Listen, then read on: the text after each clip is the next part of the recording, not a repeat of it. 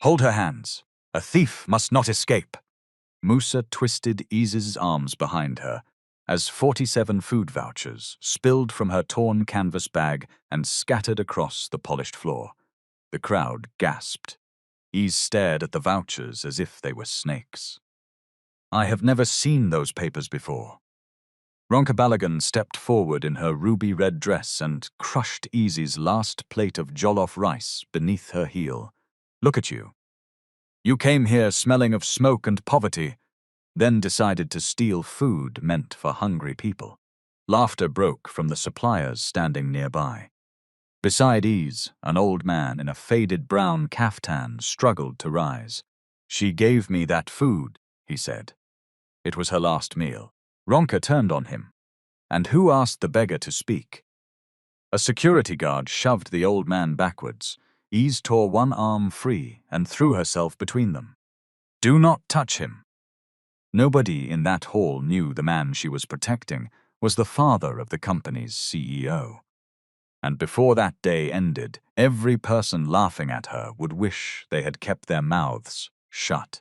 Do not leave this story halfway. Comment your city, country, and local time below, and subscribe now. Because what happened when the CEO entered that hall changed everything. 36 hours earlier, before the vouchers, before the cameras, before Ease's name, became a dirty joke. In places where she had once sold food with pride, she was standing in a narrow kitchen in Ajig, counting money that could not solve all her problems. The kitchen was not really a kitchen. It was the back section of a rented room, divided by a plywood board. One side held a foam mattress, a metal trunk, and a standing fan that worked only when Nipa decided to behave. The other side held 2 gas burners, 3 aluminium pots, a cracked plastic shelf, and the small stainless steel tables had bought second-hand from a woman relocating to Ibadan. On that table lay 17,850 naira. Ease counted it once, then again. Then a third time, as if the notes might multiply out of pity. They did not. She pressed both palms on the table and closed her eyes. God, I am not asking for mansion, she whispered. I am not asking for car. Just let this one door open without somebody demanding what I do not have. Her phone lay beside the money. The email on the screen had arrived at 6:43 that evening. Congratulations. You have been shortlisted for the Community Food Vendor Assessment under the One Plate Forward program. Please report to Okafor Foods and Logistics Distribution Center, Ojota, by 9 a.m. on Thursday. Prepare 27 sample portions. Late arrivals will not be admitted. 27 portions. Ease had calculated the cost 4 times. If she bought the cheapest ingredients, the food would be poor. If she bought the best ingredients, she would have nothing left for transport. If she reduced the protein, the judges would say she did not understand nutrition.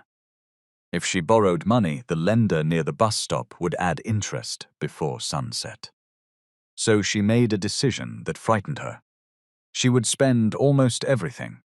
The contract, if she won it, would require 600 portions every week for 6 months. It would not make her rich.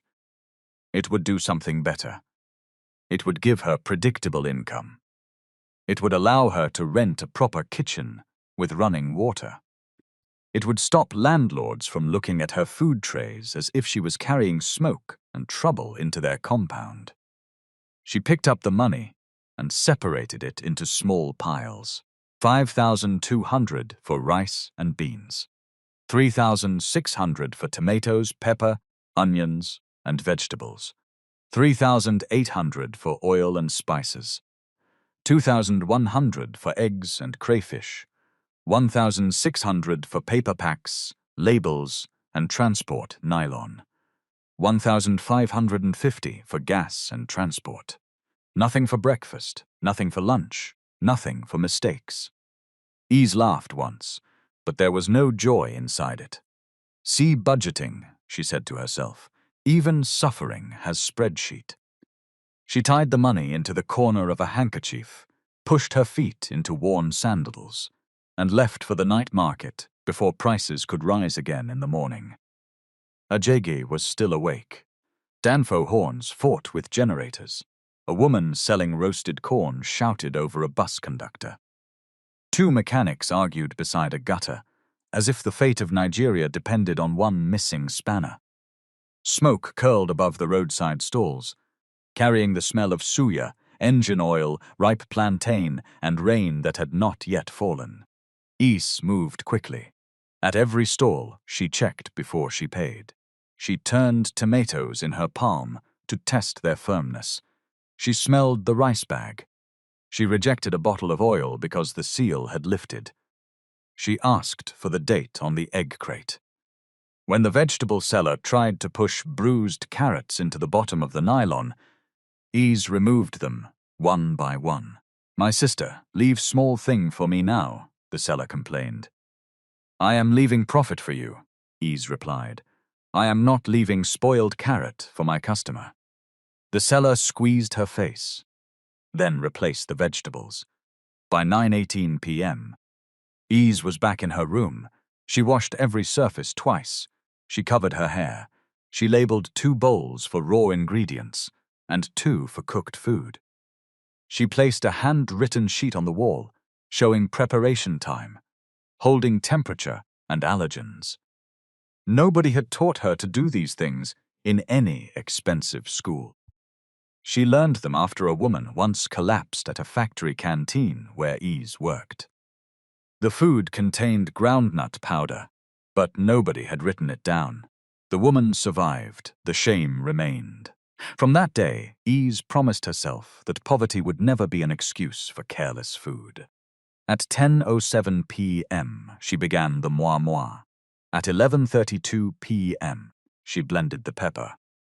At 1:14 a.m., the first pot of jollof rice was ready. She opened the lid, and steam rose into her face. The color was deep and even. The grains stood apart. The aroma filled the small room and slipped under the door into the corridor. Someone knocked. "Is, this smell wants to kill person," a neighbor called from outside. Is smiled but did not open the door. "Tomorrow, after my assessment, I will give you small." "Promise?" "Promise." The neighbor's footsteps faded. Is looked at the food and swallowed. She had not eaten since noon. She took 1 spoonful, tasted the salt, and stopped. Every grain had a destination. At 3:26 a.m., she finished portioning the meals. 27 white paper packs stood in rows on the table. Each one had a small cream label with the preparation time, ingredients, and a line written in neat black ink. "Consume before 2:30 p.m. Keep covered." She counted again. 27. Then she took an old orange lunchbox from the shelf and filled it with 1 modest portion for herself. It was not part of the assessment. It was the only meal she planned to eat that day. She washed, changed into a burnt orange blouse and a light turquoise wrapper, then tied a cream apron over them. The colors made her look brighter than she felt. Her hands were rough from heat and detergent. Her eyes were red from lack of sleep. Still, when she faced the mirror, she lifted her chin. "You are not going there to beg," she told her reflection. "You are going there to compete." At 6:12 a.m., she carried the insulated food boxes downstairs. The sky over Lagos was pale gray. A light breeze moved dust across the road. She hired a tricycle to take her to the main bus stop, then entered a bus heading towards Ohota. Traffic caught them near Maryland. The bus moved 3 meters, stopped, moved again, and stopped longer. The driver blamed road construction. The passengers blamed the government. One man blamed everybody except himself, while eating boiled groundnuts and dropping the shells on the floor. Is checked the time every 2 minutes. 7:41. 7:58. 8:16. She called the number in the email.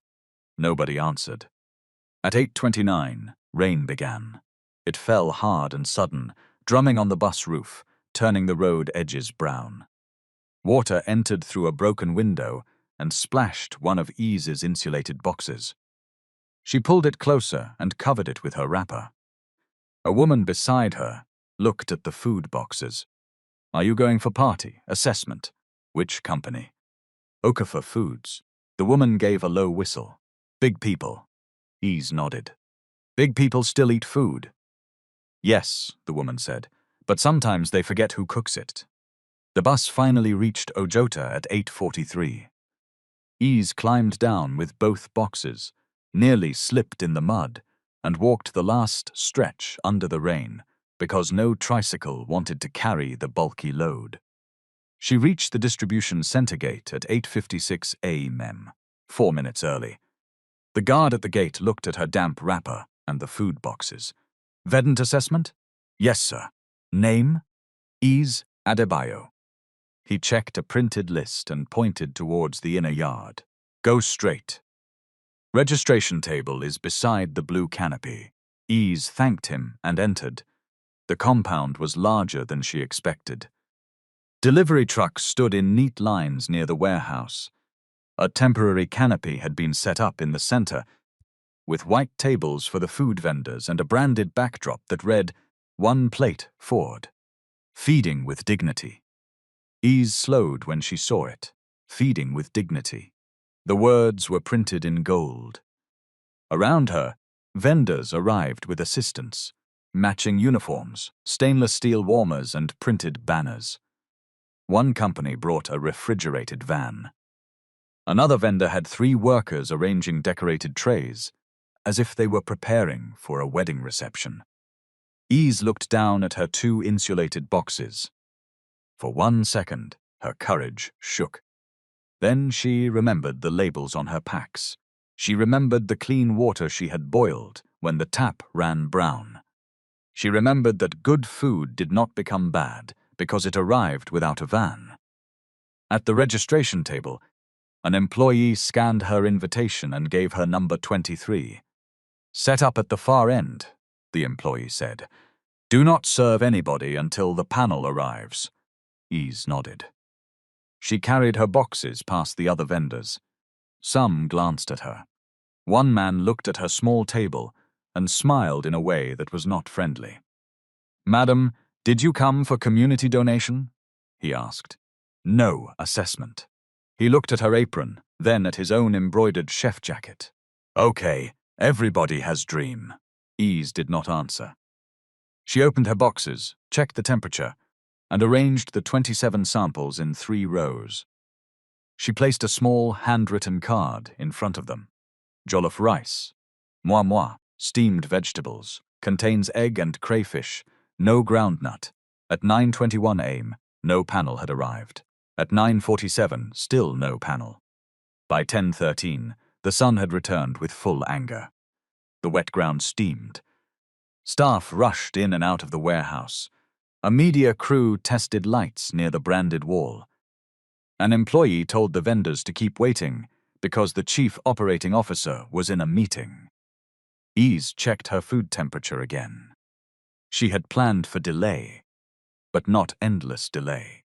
She asked the registration employee whether the judging would begin before noon. "Madam."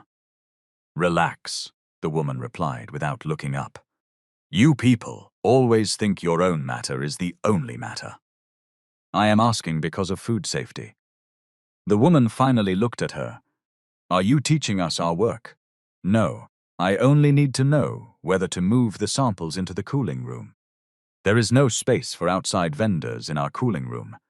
Then the tasting should not be delayed too long." The woman waved her away. Ease returned to her table. Near the warehouse entrance, 2 workers rolled out blue plastic crates bearing the One Plate Forward logo.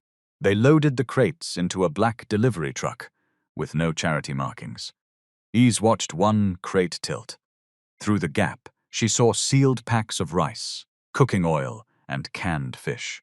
A label on the side read, "Community de Distribution, Zone 4. The black truck displayed a commercial catering company sticker. Ease frowned. Maybe it was a transfer. Maybe the company had many vehicles. Maybe there was a proper explanation. She took out her phone and snapped a photograph of her food display, not the truck. The picture caught the edge of the loading area behind her. She did not even notice the crate label in the background. At 10:36 a.m., an old man arrived at the outer gate.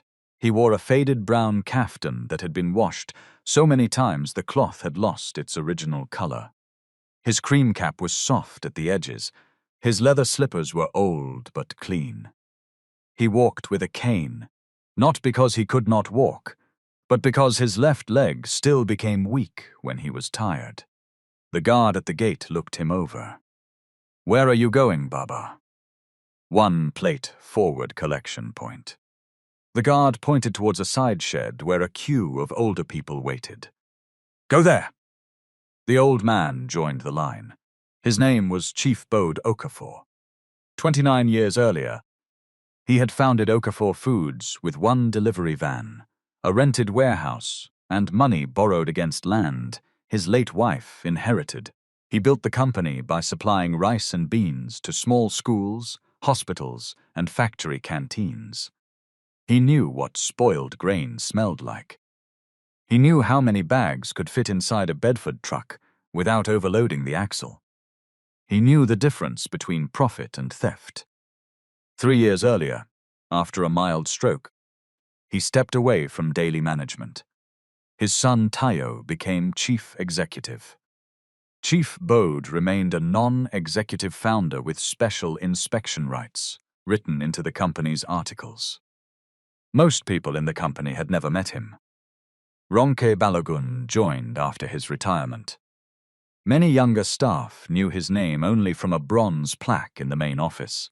The photographs used in annual reports showed a broad man in dark suits, standing straight, with a fuller face and black hair. Age, illness, gray hair, and a plain kaftan had changed him. That morning, he had not come to play a cruel game. He had come because 11 food vouchers were impossible. Each voucher had a unique serial number, yet the same 11 numbers appeared as redeemed in Ageje, Oshodi, and Ajagunle on the same dates. 2 complaint letters had mentioned elderly recipients being insulted when scanners rejected their cards. One letter said, staff demanded 2,000 naira before reactivating a voucher that was supposed to be free. Tayo had never shown him those letters. Chief Bode received copies from an old postal contact, who recognized his name on the foundation documents, and feared the complaints were being buried. At 7:20 that morning, he had asked Dele Coker to drive him to Ojota. Dele had worked with him for 24 years. Driver, messenger, witness, and sometimes the only person brave enough to tell him when he was behaving like an old lion inside a small room. "You cannot enter there alone, Chief," Dele had said. "I am not entering a forest." "You had stroke." "I had a mild stroke 3 years ago. I did not become egg." Deal had squeezed his face. "Your son will blame me. My son should first explain why hungry people have vouchers that have already been used in 3 places." They parked 400 meters from the center. Deal stayed close enough to watch and record, far enough not to reveal that the old man had arrived in a company-owned vehicle. The company lawyer knew Chief Bode was conducting a field inspection. A clinic nurse had also been informed of his route. Chief Bode took one of the suspect vouchers and joined the line. When his turn came, a young employee collected it without greeting him. The scanner beeped red. "Used," the employee said. Chief Bode leaned closer. "Used where?" "Baba, it has been used. I heard you." I asked where. The employee dropped the voucher on the table. "Next person." Chief Bode did not move. "My name and identification are attached to that voucher. If it has been used, show me the date and collection point." The people behind him shifted impatiently. The employee lowered his voice. "Baba, do not bring problem." The system said used. That is all. "Is there a complaints desk?" The employee laughed. This is complaints desk, collection desk, everything desk. Move. I have not collected food, and I cannot manufacture food from air for you. The employee picked up the voucher and tore one corner. Chief Bode's face hardened. Why did you damage it? To stop you from taking it somewhere else. That is evidence. Evidence of what? Hunger. The man behind Chief Bode muttered that the line was too slow. Someone else told the old man to leave it for God. The employee pointed away from the shed. Baba, a beg. Go and sit down somewhere. We cannot help you. Chief Bode stepped aside. He did not feel shame for himself. Shame had passed through him many years ago when he borrowed money, lost contracts, slept in a warehouse, and learned that a person could survive public failure. What he felt was anger. Quiet anger, the dangerous kind. He walked towards the main yard, intending to observe the vendor assessment and the warehouse movement before returning to delay. But the heat pressed down heavily. He had taken his morning medicine with only tea. By the time he reached the blue canopy, his left hand had begun to tremble. Eze noticed him because he stopped beside her table and gripped the edge as if the ground had shifted. Baba, I am fine. You are not fine. I said I am fine. Eze moved a chair towards him. Sit first, argue later. The old man looked at her. There was no fear in her voice, no artificial sweetness either. He sat. Eze poured water from her flask into a clean cup. Drink small. Chief Bode took the cup. His fingers shook against it. When did you last eat? Eze asked. He frowned. What kind of question is that? The kind that comes before somebody falls down near my food and they blame me. Despite himself, Chief Bode smiled. Last night. What time? Maybe 8. It was almost 11. Eze looked at the 27 assessment packs. She could not touch them. The rules were clear. Every portion had been counted and numbered. Then she looked at the orange lunchbox beneath the table. Her own food. She had been thinking about it for the past hour. She brought it out. Chief Bode raised one hand. No, my daughter. I did not come to beg from you. I did not say you came to beg. I have no money on me. I did not ask for money. You need it, so do you. Eze opened the box. Steam no longer rose, but the food was still warm. She set it before him with a disposable spoon. Eat. Chief Bode stared at the jollof rice, moi, and vegetables. What will you eat? I will manage. That is not an answer. It is the answer poor people use when the correct answer is not available. Chief Bode's eyes lifted to her face. Eze pushed the box closer. Hunger should not have to prove itself before it receives food. For a moment, the old man said nothing. A truck engine started near the warehouse.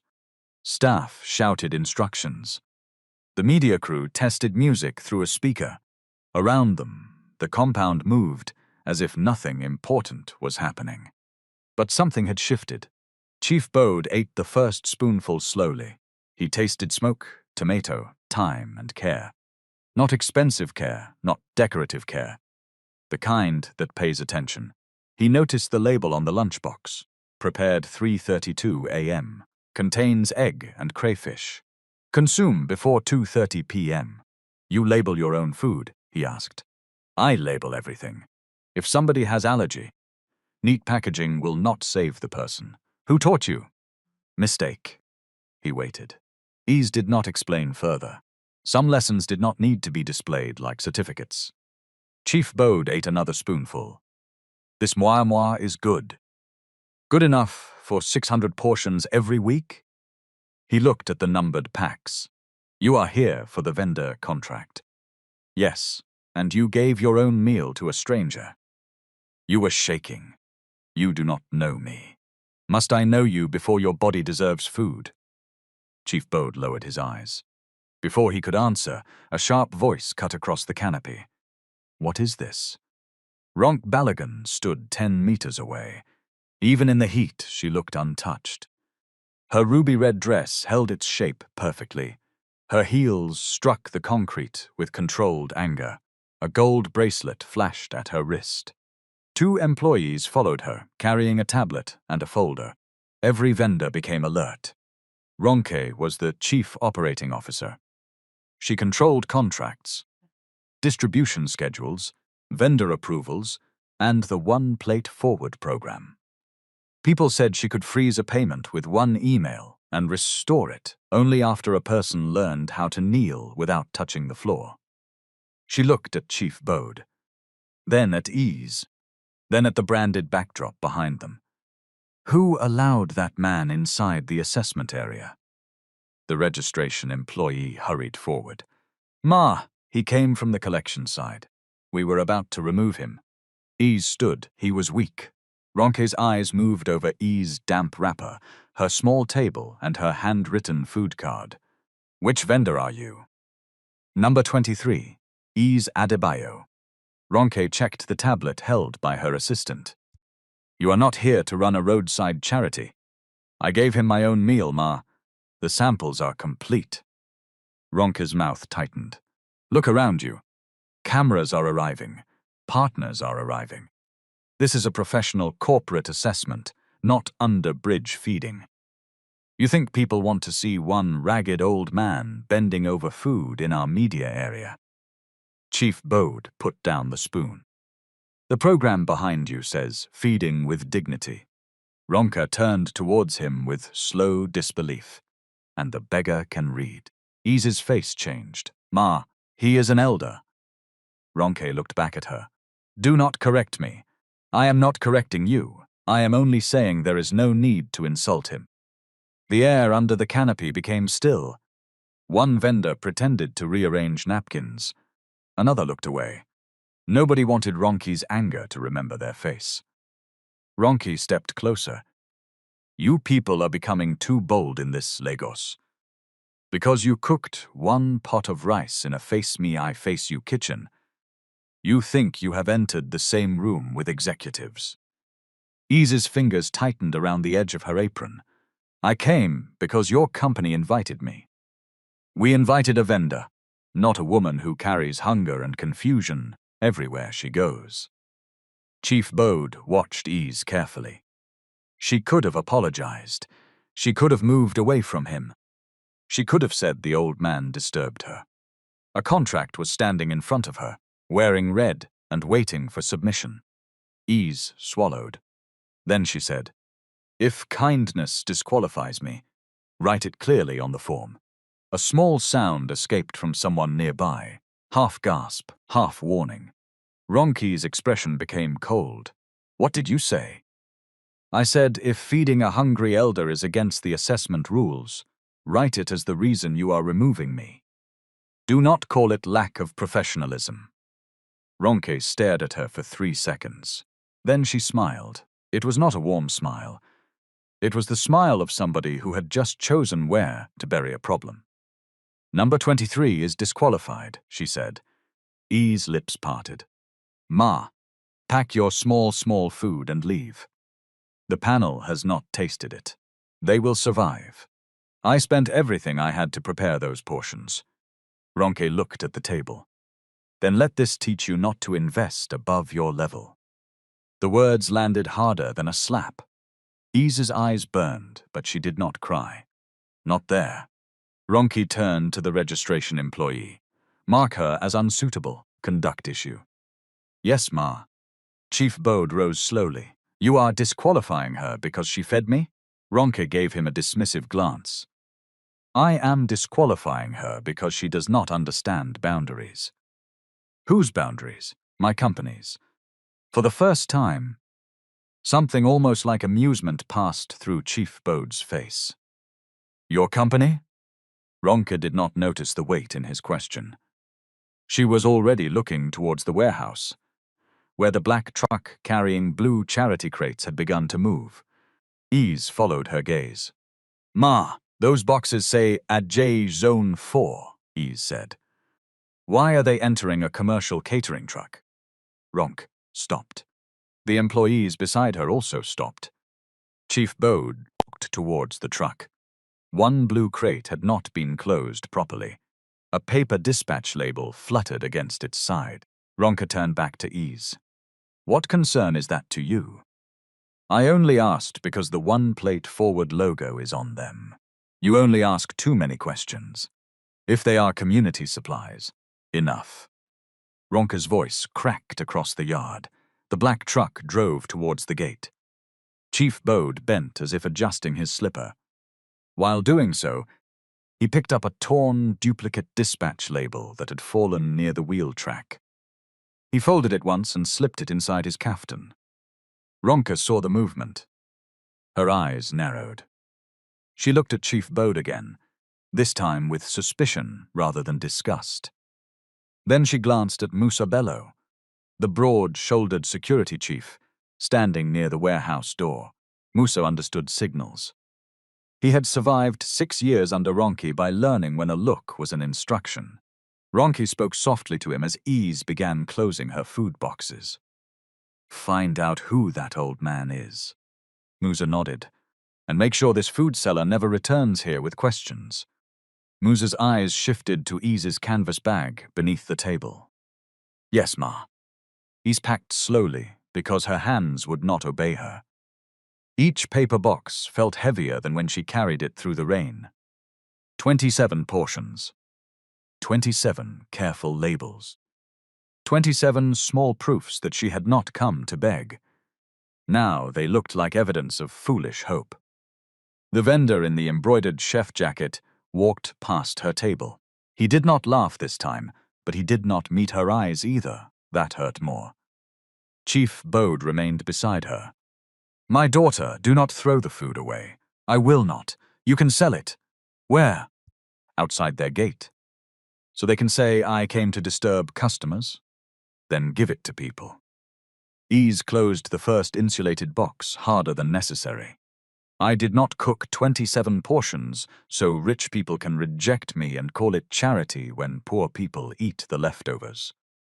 Chief Bode heard the anger under her words. He did not correct it. She was right. Food given after dignity had been crushed could still fill the stomach. But it did not erase the crushing. The registration employee approached with a form. Madam Ease, come and sign that you have withdrawn. Ease looked at her. I did not withdraw. Whether you withdraw or they remove you, the result is the same. No, it is not the same. The employee sighed. Please do not make this thing long. Ease took the form. The box beside reason for exit had already been filled in. Vendor voluntarily withdrew after violating sanitation and access rules. Ease read it twice, then she handed it back. I will not sign this. The employee stared at her. But that is what happened. No. I was disqualified after giving my personal meal to an elderly man. My samples were not tasted. Nobody showed me the sanitation rule I violated. If you want my signature, write what happened. Madame Ronke has given instruction. Then Madame Ronke can sign it herself. The employee's face hardened. You think stubbornness will help you? I think my name belongs to me. Ease bent to lift the canvas bag. Musa appeared beside her. Madam, wait. She straightened. What is it? Management wants to reconsider. Ease looked towards Ronke, who stood near the media crew speaking to a man with a camera. Reconsider what? Your disqualification. Come to the waiting room. They want to review your file before final decision. The change was too sudden. Ease looked at Chief Bode. The old man's eyes had become watchful. Musa forced a polite smile. You said you spent all your money. At least hear them. That sentence touched the weakest place in her. Ease knew it. Still, the contract was 600 portions a week. 6 months. A proper kitchen. A life that did not collapse each time a customer delayed payment. She placed the canvas bag over her shoulder and reached for the insulated boxes. Leave the samples here, Musa said. You will come back. I do not leave food unattended. Security is here. My food is my responsibility. Musa's smile faded. Carry one box if you want, leave the other. The room is small. Ease hesitated, then carried the box containing 14 samples. She left the second beneath the table, zipped her canvas bag, and followed Musa into the administrative building. Chief Bode moved after them. Musna blocked him. "Baba, where are you going?" "With her." "Are you her father?" "No." "Then remain outside." Chief Bode looked at Ease. She gave him a small nod, trying to reassure him. "I will be fine, Baba." He did not believe her, but he stepped back. Musa led us through a corridor smelling of air freshener and printer ink. Employees moved past with ID cards around their necks. Some looked at her food box. One woman wrinkled her nose as if Ease had carried street dust into the building. The waiting room was near a side exit. It contained 4 plastic chairs, a water dispenser, and a table stacked with old magazines. "Sit," Musa said. "Who is coming?" "Management." "How long?" "Small time." He left. Ease remained standing. She checked her phone, 11:08 a.m. She opened the insulated box and measured the temperature again. Still safe, but falling. 5 minutes passed. Then 10. At 11:21, an employee came in and asked for her invitation email. Ease showed it on her phone. The employee took down the reference number and left. At 11:29, another employee entered and said the chief operating officer needed a photocopy of Easy's identification. Ease removed her ID card from the small inner pocket of her canvas bag. The employee waited while she took it out, then followed her to a copier at the far end of the corridor. For less than 2 minutes, the waiting room was empty. Musa entered through the side door. He carried a bundle of food vouchers inside a brown envelope. He looked once towards the corridor, unzipped Easy's canvas bag, and pushed the vouchers beneath her folded handkerchief. One corner remained visible. He adjusted it deliberately. Then he stepped out. The act took 23 seconds. A ceiling camera above the water dispenser recorded everything. Musa believed that camera fed only to the local security monitor. He did not know the system made an automatic encrypted backup every 6 hours to a remote server controlled by the audit department. Ease returned with her ID card and sat down. At 11:37, Ronki entered. She was no longer smiling. Behind her came Musa and 2 security guards. The registration employee followed with a clipboard. He stood. "Ma, you asked to review my file." Ronki closed the door. "Yes, we received a report." "What report?" "That vouchers are missing from the program desk." Ease frowned. "What does that have to do with me?" "We will find out." Ronki looked at Musa. "Search her things." Ease stepped in front of her canvas bag. "No." The guards moved closer. Ronki lifted one eyebrow. "You are refusing a search on company property?" "I am asking why you suspect me." "You were seen moving near the distribution area." "I came through the gate and went to my assigned table." "You questioned the charity shipment." "Questioning a truck is not stealing vouchers." Ronki's voice sharpened. "You do not dictate procedure here." Ease picked up her phone. "Then, call the police if you believe I stole something. Let the search be recorded."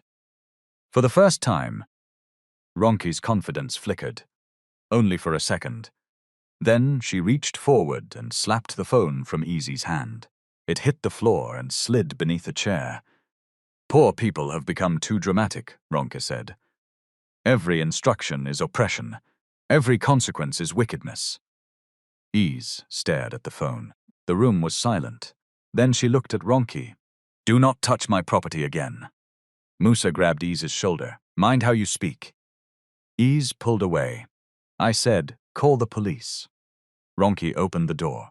"No. Let everybody see what kind of person is trying to enter our vendor system." She ordered the guards to carry Easy's bag and food box back into the yard.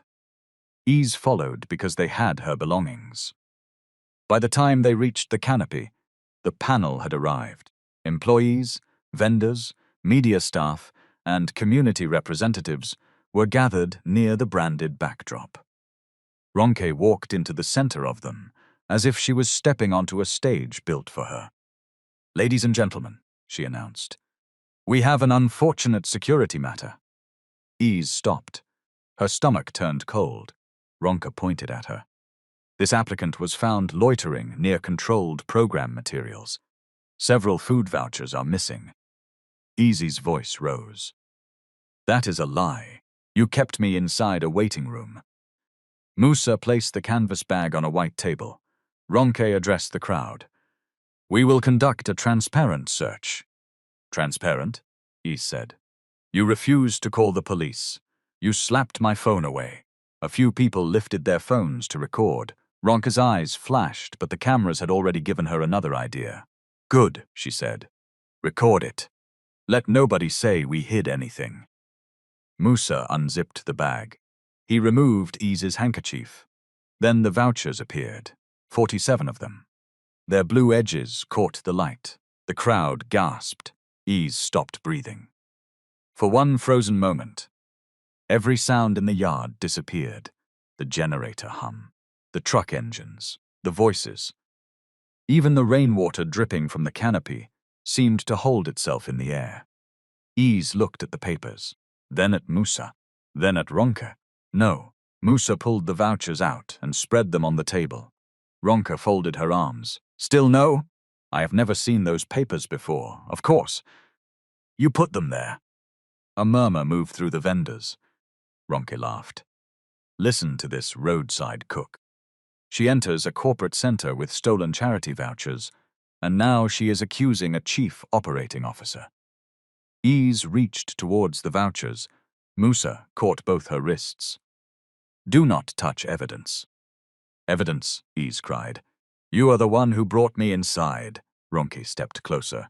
"Hold her hands. A thief must not escape." Musa twisted Ease's arms behind her. The vouchers slipped from the table and scattered across the polished section of the floor. The crowd gasped again. Ease stared at them as if they were snakes. "I have never seen those papers before." Ronke's ruby-red heel struck Ease's orange lunchbox, which had been placed beside the canvas bag. The lid opened. The remaining grains of jollof rice inside slid onto the floor. Ronke stepped on them. "Look at you," she said. "You came here smelling of smoke and poverty, then decided to steal food meant for hungry people." Laughter broke from two vendors standing near the media light. Nervous laughter. Cruel because it was afraid not to be. Ease's face burned. Chief Bode pushed through the crowd. "She gave me that food," he said. "It was her last meal." Ronke turned on him. "And who asked the beggar to speak?" "I was here. She never touched those vouchers." Ronke pointed at him. "This is the person she brought into our assessment area. Perhaps they planned it together." Ease's head snapped towards her. "Do not lie against him." A guard moved to push Chief Bode back. "Old man, leave this place." Chief Bode planted his cane. "I am giving a witness statement. You are giving disturbance." The guard shoved him. Chief Bode stumbled.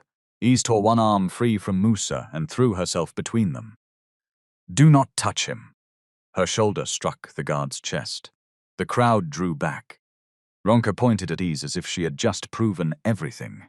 "You see? Violent. Criminal. No respect. I said do not push an elderly man.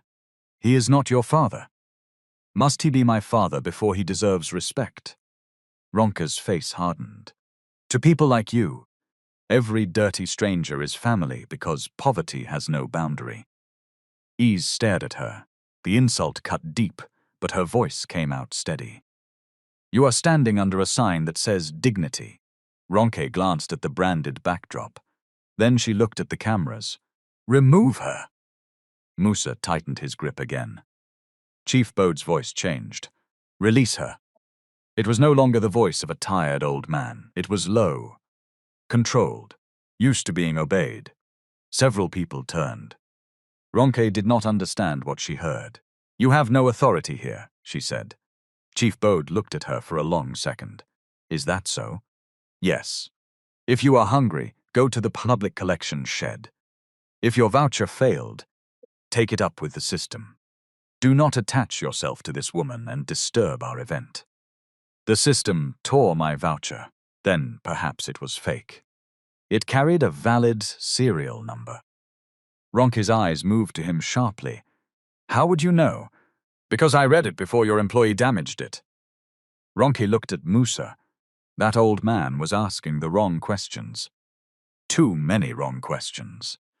She turned back to the crowd. This matter is simple. The applicant can sign an admission, return the vouchers, and leave quietly. We may choose not to involve law enforcement. Ease laughed in disbelief. Admission? Ronke's assistant produced a printed document from the folder. It had been prepared before the search. Chief Bode noticed. So did Ease. The paper stated that Ease had taken program vouchers due to financial hardship and accepted permanent disqualification from all Okafor Foods vendor opportunities. It also stated that she would not make public statements about the incident. Ronke placed a pen on top. Sign. Easy's hands were released, but the guards stood close. She picked up the paper. Her eyes moved line by line. Ronke became impatient. What are you reading?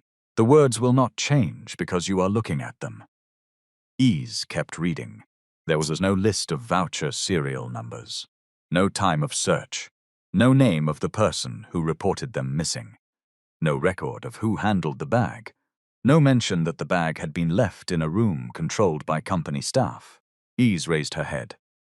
Who wrote this? That is not your concern. It says I took vouchers because of financial hardship. Who heard me say that? Ronke tapped the paper. Sign and go home. Where are the serial numbers? Do not waste our time. Who searched the bag first? Who sealed it? Who witnessed the chain of custody? Some members of the crowd stopped recording and began listening properly. Ronke's jaw tightened. You are not a lawyer. No, but I can read. Chief Bode almost smiled. Ease held the paper up. This document is not a report. It is a confession you prepared before you searched my bag. Silence fell. Ronke's eyes flicked towards her assistant. A mistake. Small, but visible. Ease saw it. You had this paper ready, she said. You already decided what you wanted me to confess. Enough. Ronke snatched the document from her. Ease stepped back. I will not sign. If we call the police, you may spend the night in a cell. Call them. You will lose more than this contract. My name is already on the floor under your shoe. What else are you threatening me with? Ronke leaned closer. Do you know how many companies call me before approving a food vendor? I can close every door you have not even reached. Ease felt fear move through her body. Real fear. Not dramatic fear. Not the kind that disappears after one brave sentence. She saw unpaid rent, empty gas, customers turning away, her name moving from phone to phone with the word thief attached to it. Still, she shook her head. I will not confess to what I did not do, Ronke straightened. Then you have chosen the hard way. She ordered the guards to escort Ease out and confiscate the vouchers as evidence. Ease demanded a written incident report. Ronke refused. Ease asked for the names of every person who handled her bag. Musa laughed. You think this is court? No, Ease said. In court, you may have to answer. Musa's grip became rougher.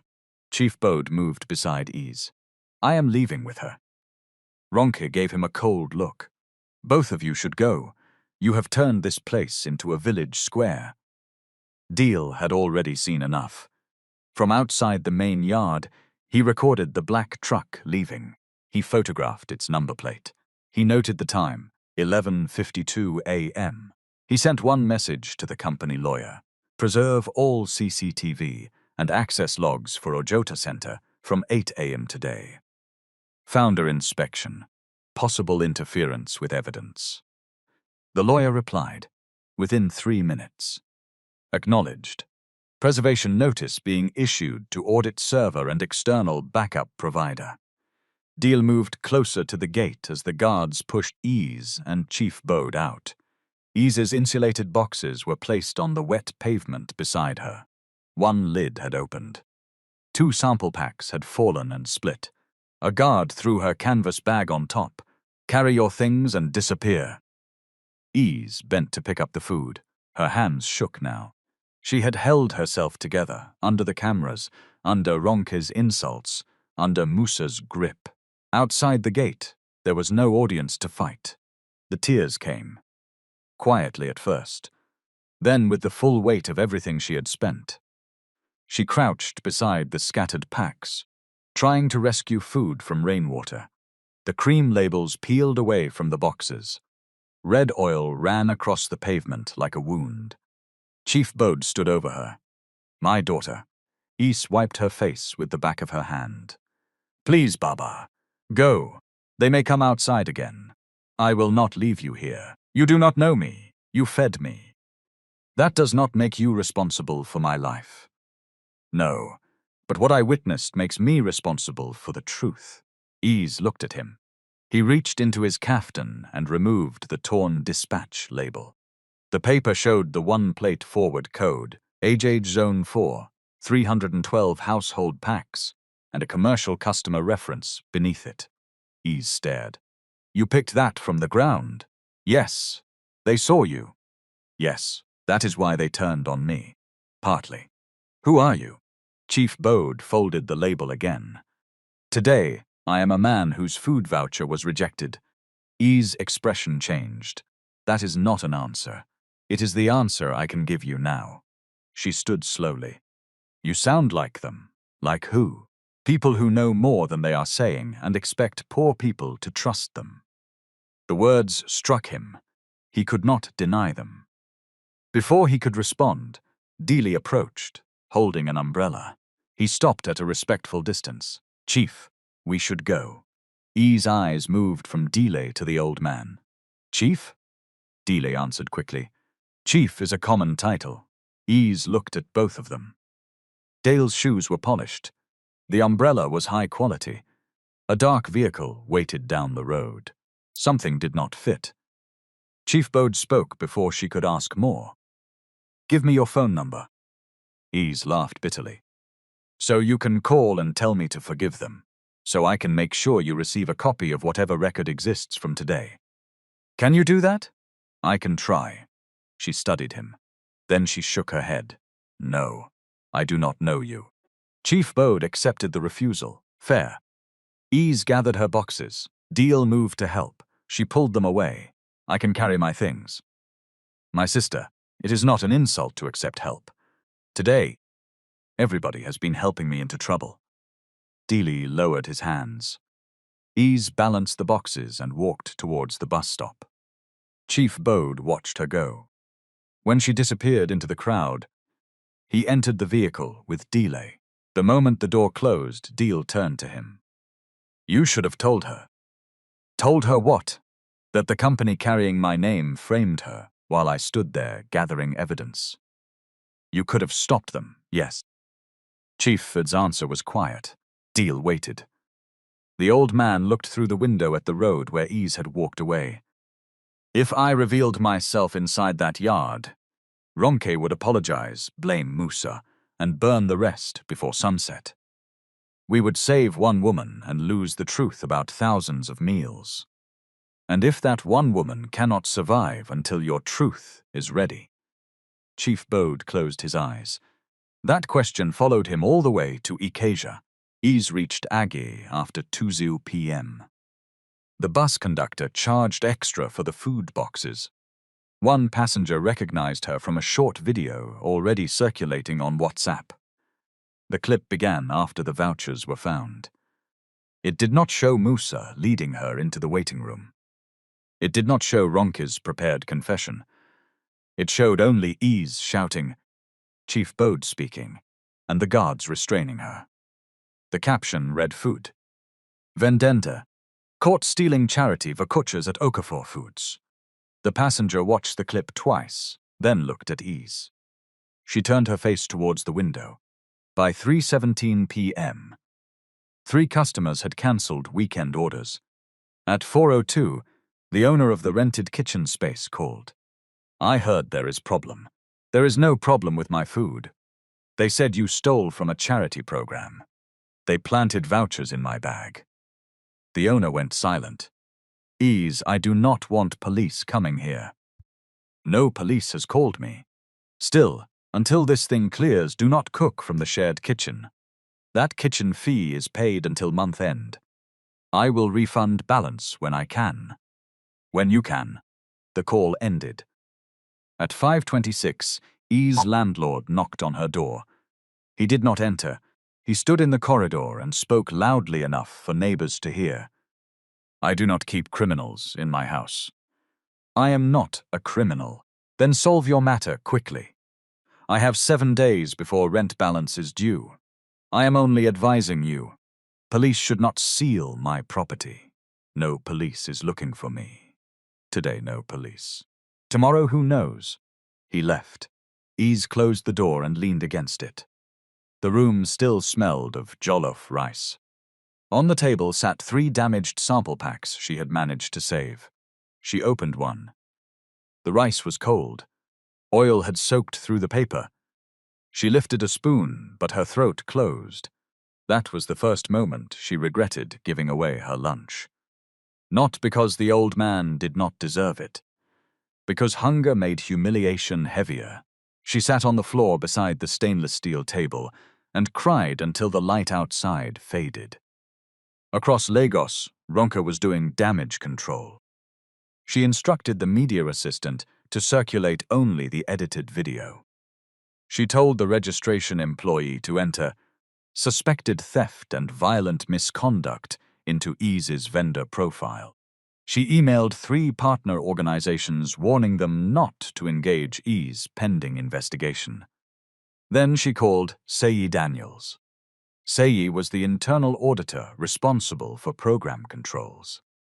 He was 34, careful and known for wearing grey suits, even on days when the Lagos heat punished anybody who tried to look formal. He entered Ronke's office at 6:11 p.m. She did not ask him to sit. There was a theft incident at Ojota, she said. I saw the alert. You will close the voucher discrepancy under external fraud, Seyi frowned. Which discrepancy? Duplicate cereals. He became still. How many? Do not behave as if this is new to you. It is not new. That is the problem. Ronke's eyes sharpened. Seyi had flagged repeated cereals 2 months earlier. His report was returned with a note saying the issue came from scanner synchronization errors. He was told to close it after operations provided a reconciliation sheet. The sheet had never satisfied him. Ronke opened a folder on her desk. 47 vouchers were recovered from a failed vendor applicant. She has likely been collecting used cereals and reproducing them. Recovered by whom? Security. Was Seags? This is not a court case. Then why are you asking audit to classify fraud? Ronke leaned back. Seyi, do not squeeze your face for me. I need the entries corrected before tomorrow's executive report. What entries? Move the disputed redemptions to attempted external abuse. Reverse the community distribution variance. Change the Ajig shipment date to Tuesday. Seyi looked at her. The Ajig shipment left today. Ronke's voice softened. That is why I said, change the date. He understood. Not everything, but enough. Why? He asked. Ronke smiled without warmth. You are an auditor. Ask fewer operational questions. My work is questions. Your salary is obedience. Seji's jaw tightened. Ronke pushed the folder towards him. You have until 9:00 a.m. He did not touch it. What if I refuse? Ronke's expression became bored. Your performance review is next month. Your mortgage letter is still awaiting company confirmation. Your younger brother's supplier application is on my desk. Seyi stared at her. She had arranged the threats neatly. One for his job, one for his home, one for his family. Take the file, Ronke said. Seyi took it. He left her office with his back straight and his stomach burning. At 8:34 p.m., he opened the voucher database from his desk. He searched the 47 serial numbers recovered from Easy's bag. Everyone had a history. Some had been redeemed twice, some 3 times. 11 had been redeemed in separate districts within hours of one another. The earliest duplicate dated back 6 weeks. Easy's vendor profile had been created only 9 days earlier. She could not have caused the original pattern. Sei stared at the screen. He opened the warehouse movement log. The Aegis Zone 4 shipment listed 312 household packs as distributed through a community partner at 8 a.m. Tuesday. But the gate scan showed the truck leaving Ojota at 11:52 a.m. Thursday. The vehicle registration belonged to a commercial catering company that supplied private events. Sei felt cold despite the air conditioning. He copied the query results into a protected audit folder only he could access. Then he wrote a note to himself with the time, source system, and exact search terms used. He did not send anything yet. Fear still had one hand around his throat. At 9:07 p.m., Ronke called Musa. "Did you delete the waiting room footage?" "Yes, Ma. Local system has been cleared. Gate footage. Adjusted. Good." Musa hesitated. "What about the old man?" Ronke tapped one finger on her desk. "Did you identify him?" "No. He entered without registration. But a man picked him up in a dark SUV. Plate number? Partially blocked." Ronke stood and walked to the window. "Find it." "Yes, Ma.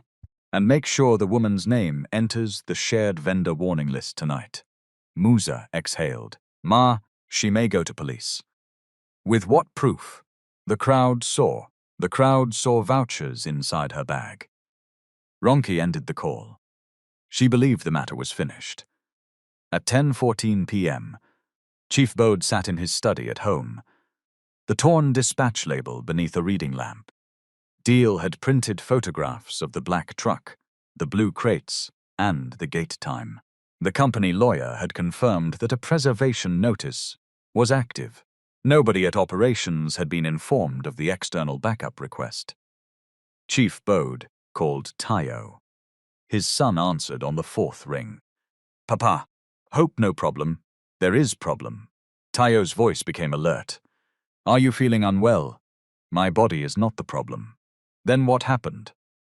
"How many meals did one plate forward deliver last quarter?" Tayo paused. "About 86,000. I can send the dashboard." "I did not ask how many boxes left warehouses.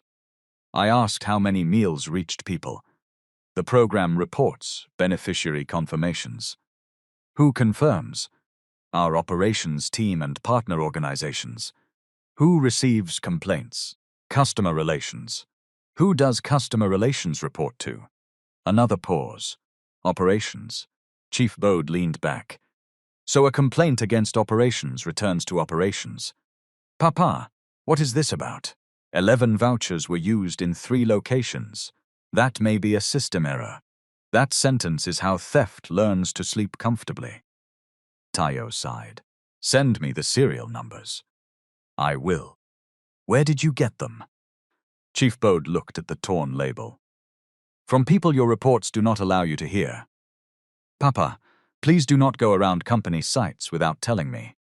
"Why? Will the truth dress differently when the CEO is expected?" Tayo became quiet. Chief Bode continued. "Tomorrow, ask for every complaint received under one plate forward in the last 12 months. Not the summary. The original complaints. I will ask Ronke." "No." The word came hard. "Ask audit and legal independently." Tayo heard something in his father's voice he had not heard in years, not anger, disappointment. "Papa, what did you see?" Chief Bode closed his eyes. "A woman lost everything today because she fed me." Tayo sat forward wherever he was. "What woman?" But Chief Bode ended the call. He was not ready to tell his son the full story. Not yet. At 11:41 p.m., Easy's phone vibrated beside her mattress.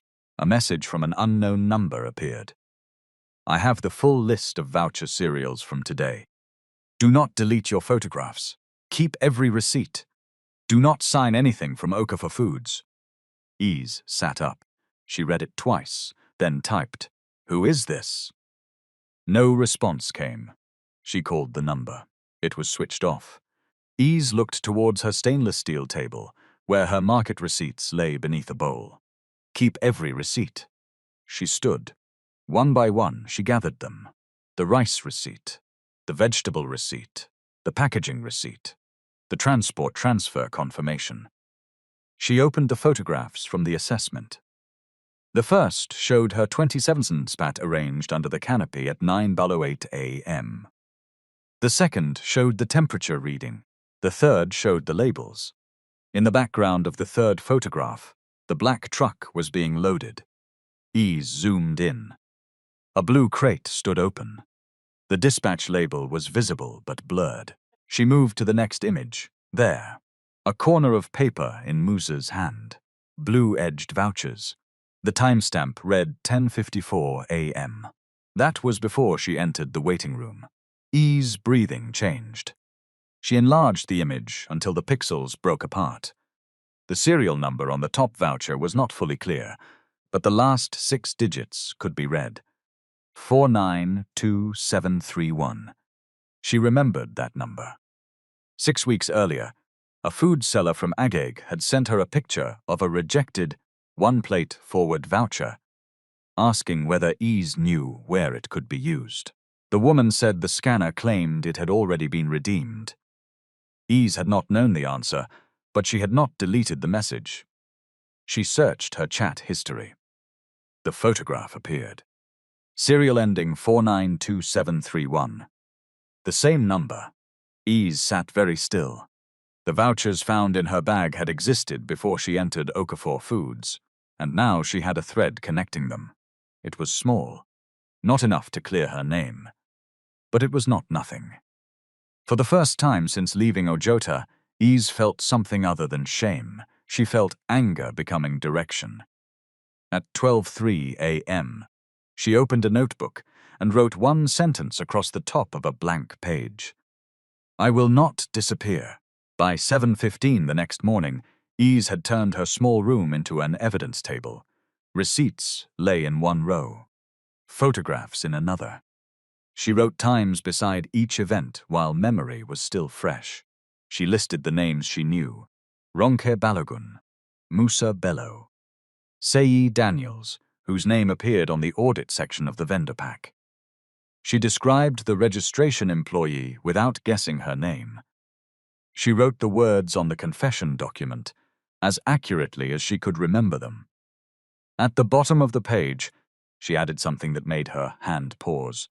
Old man in brown kaftan. Voucher rejected. Witnessed the search. Collected by man called Dile. Address unknown. She looked at that line for a long time. Chief. Deal had called him chief. The man spoke like somebody who had spent years giving instructions. His slippers were old, but his grammar was careful. He knew what a valid serial number meant. He had picked up the dispatch label before anybody else noticed it. Ease did not know whether to trust him, so she wrote only what she could prove. At 8:02 a.m., she sent herself copies of every image and receipt by email. She also uploaded them to a cloud folder and shared the access link with a second email account. It was a simple step, but it mattered. Phones could break, messages could disappear. Fear could make a person delay until evidence was lost. At 8:37, she left for a community legal support center near the local government office. The waiting room was already full. A man argued about unpaid wages. A woman held a folder containing rent notices. 2 traders discussed a market levy dispute. Ease took a number and sat with her canvas bag on her lap. When her turn came, a legal officer listened without interrupting.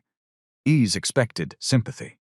Instead, the officer asked precise questions. Did you consent to the search? No. Did they call police? No.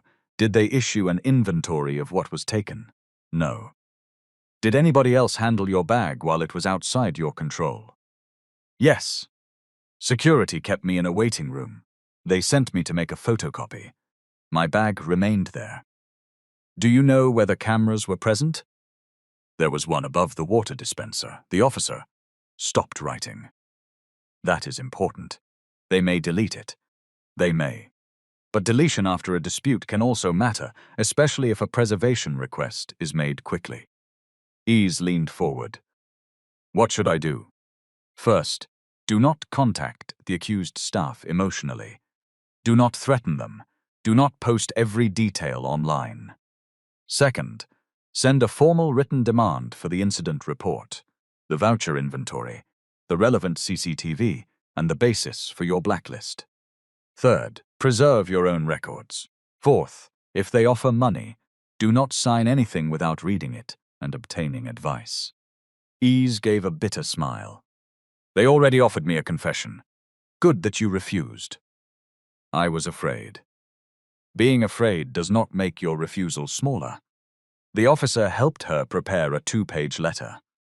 It did not accuse anybody of crimes as if guilt had already been proven. It stated facts. It requested records. It disputed the allegation. It warned that the video circulating online was incomplete and damaging. Ease signed it at 10:46 a.m. The center sent copies by email and courier to Okafor Foods, its legal department, and the independent chair of the audit committee, listed in the company's public filings. When Ease left, she felt no miracle. Her rent was still due. Her customers had still cancelled. Her name was still moving through WhatsApp groups. But she had done one thing the people who framed her did not expect. She had created a record. At Okafor Foods headquarters, Tayo Okafor entered his office at 7:30 a.m. Wearing a cobalt blue suit and a face that made his assistant cancel casual conversation. He had not slept well. His father's words kept returning. A woman lost everything today because she fed me. Tayo opened the one-plate forward dashboard. Green charts filled the screen. Delivery completion, 98, 7%. Beneficiary satisfaction, 94%. Complaint resolution, 96, 2%. Beautiful numbers, too beautiful. He called customer relations. I want the original complaints received under one plate forward for the last 12 months. The manager hesitated. Sir, the quarterly summary is available. I did not ask for summary. The raw complaints are managed through operations. Why? Because operations resolves them. Send me the raw files. Sir, I will need Madame Ronque's approval for access. Tayo leaned back slowly. You need the Chief Operating Officer's approval to send the Chief Executive complaints about the Chief Operating Officer's program. The manager went silent. Send me the access policy, Tayo said. Not the complaints. The policy first. He ended the call and contacted legal, then audit. He asked both departments the same questions separately. By 9:20 a.m., he knew 3 disturbing things. First, original complaints were archived after 30 days and only summaries remained visible to executives. Second, the summaries were prepared by operations. Third, audit had raised a duplicate voucher concern 2 months earlier, but the issue was marked resolved based on an operations reconciliation. Tayo called Ronque. She arrived at 9:41 a.m., wearing a green suit, not the ruby dress from the previous day. Her expression was composed.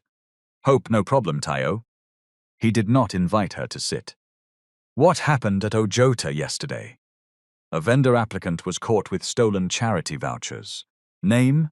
Ease Adebayo. Tayo's eyes changed slightly. That was the woman. What proof? 47 vouchers were found in her bag.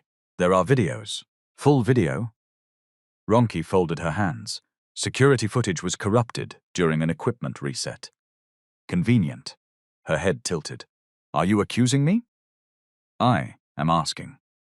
She became aggressive. She brought a homeless man into the assessment area, disrupted operations, and attacked security.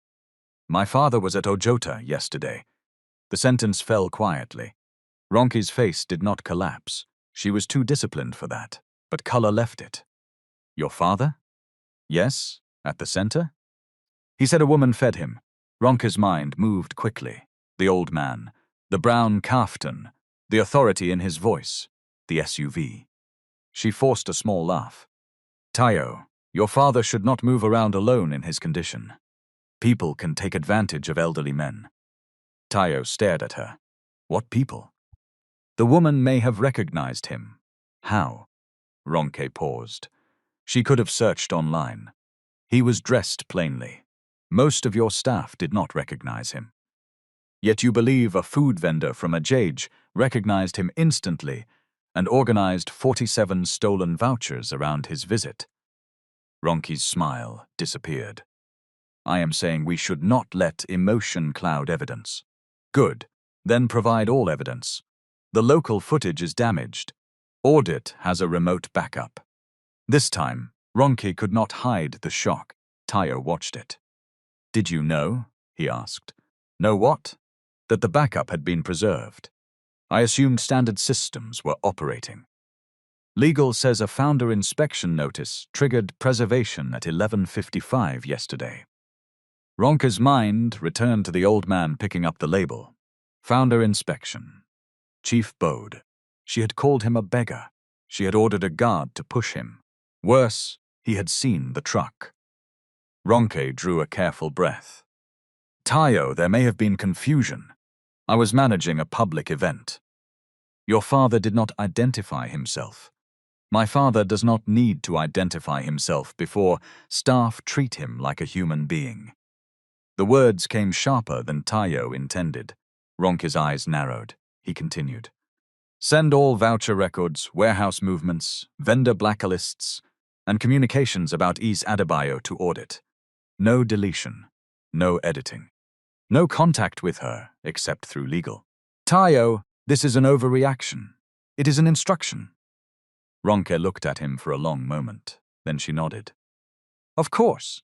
She left his office and went directly to hers. The moment the door closed, she called Musa. The old man was Chief Bode Okafor. Silence. Musa's breath became audible. Ma, I did not know. Neither did I. What do we do? Nothing foolish. Do not contact the woman. Do not destroy anything else. But the footage, local footage, is already gone. Remote backup. Ronke closed her eyes. Preserved.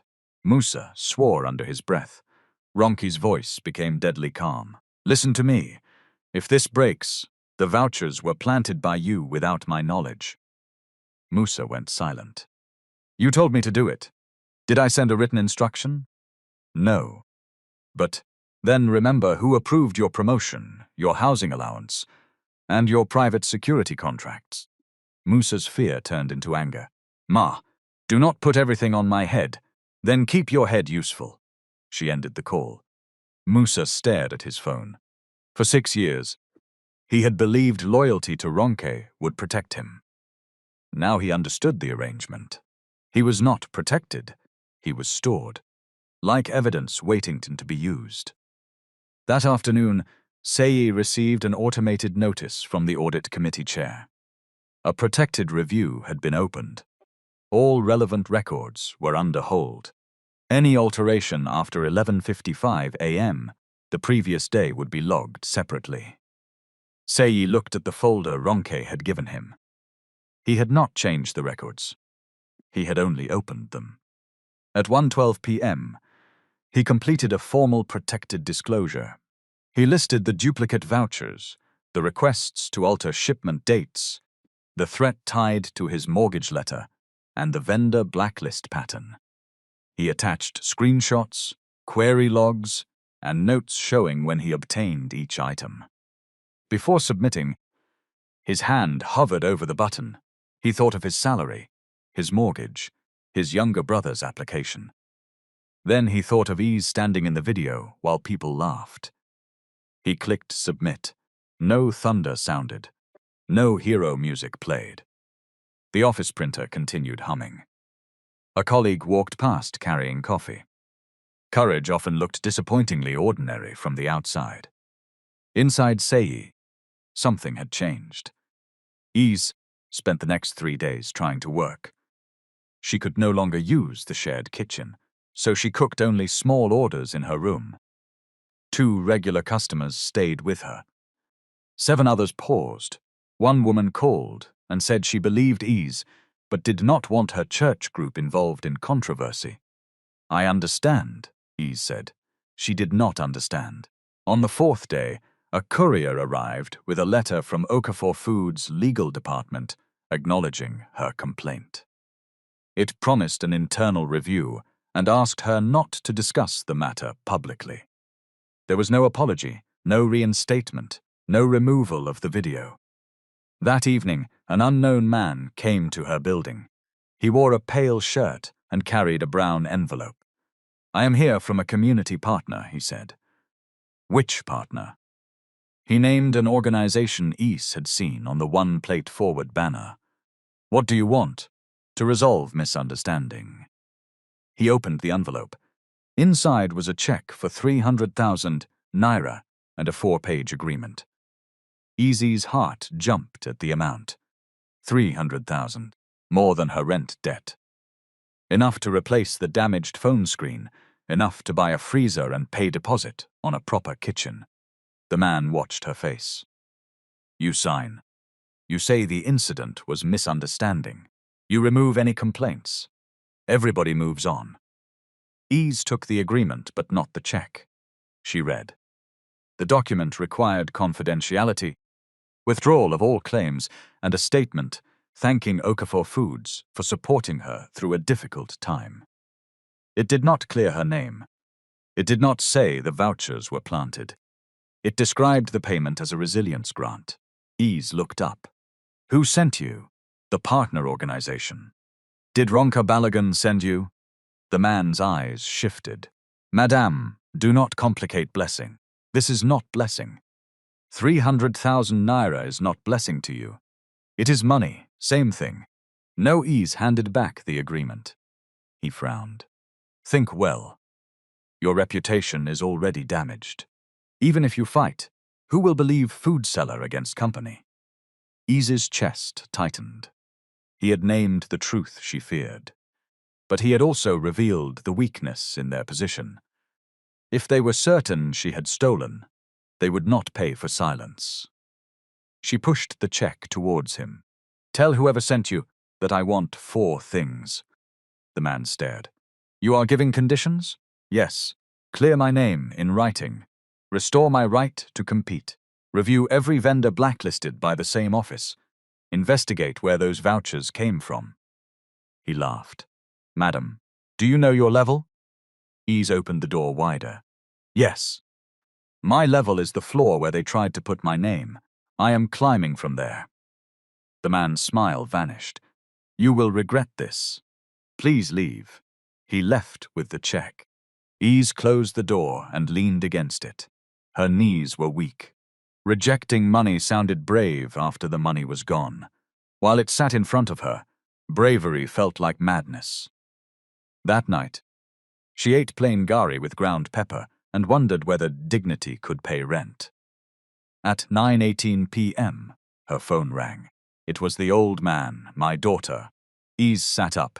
How did you get my number? From the complaint letter you sent to the audit committee. Who are you? There was a pause. A man who owes you truth. That answer is still not enough.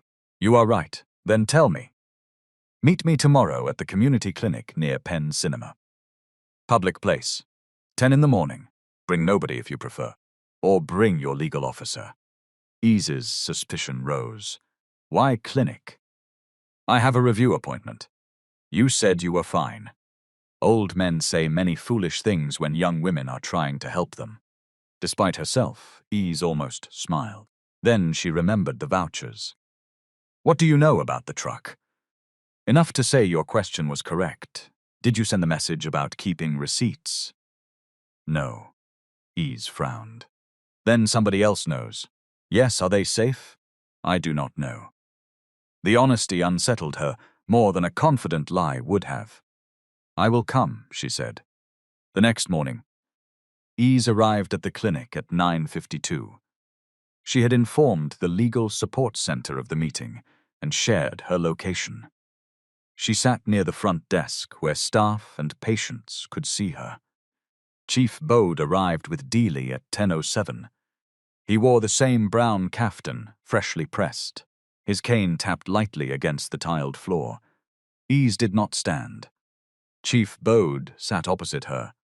"You did well to tell somebody where you were coming," he said. "How do you know I did?" "Because you are learning not to trust hidden arrangements." She studied him. "Start with your name." "Bode Okafor." Ease waited.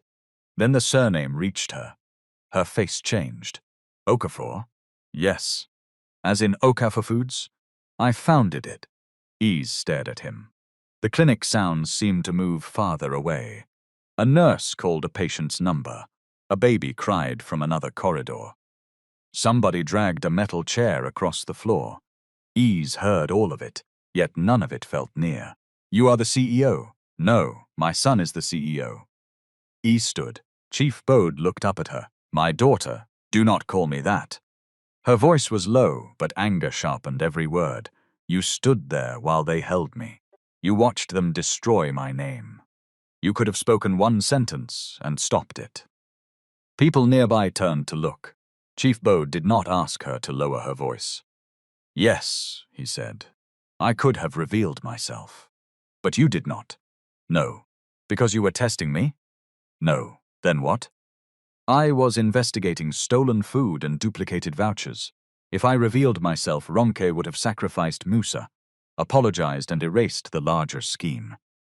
So you sacrificed me instead." The sentence landed heavily. Deal looked down. Chief Bode accepted it. "For a time, yes." Ease laughed once in disbelief. "Rich people always have beautiful reason for why somebody poorer must suffer small. You are right to be angry. I do not need permission. No." She picked up her bag. Chief Bode spoke quickly. "A preservation order was sent before you left the center. The remote CCTV is safe. Audit has opened a protected review. Your complaint is now part of the formal record." Ease stopped, he continued.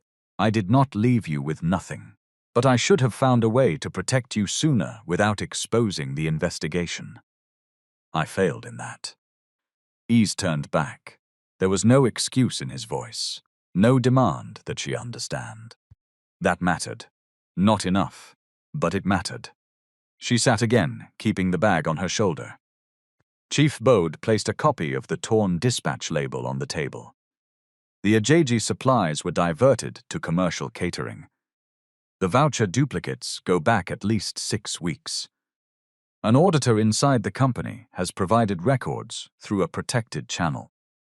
The unknown message, likely him, though he has not admitted contacting you directly. What happens now? The audit committee is reviewing. Legal is preserving records.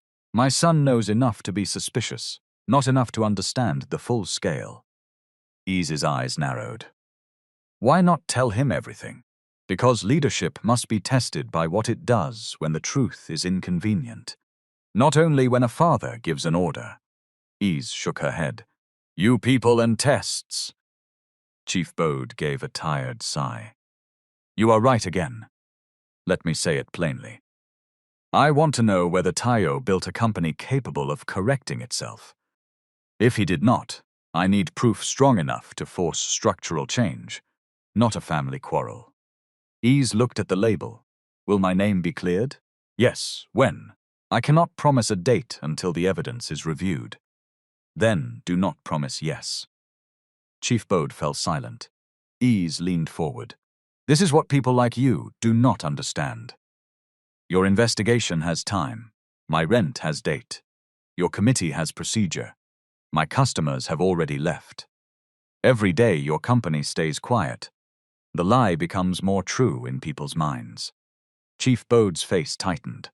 "What do you need immediately?" She sat back. "I do not want secret money. I did not offer it. You were about to." He almost denied it. then smiled faintly. Yes.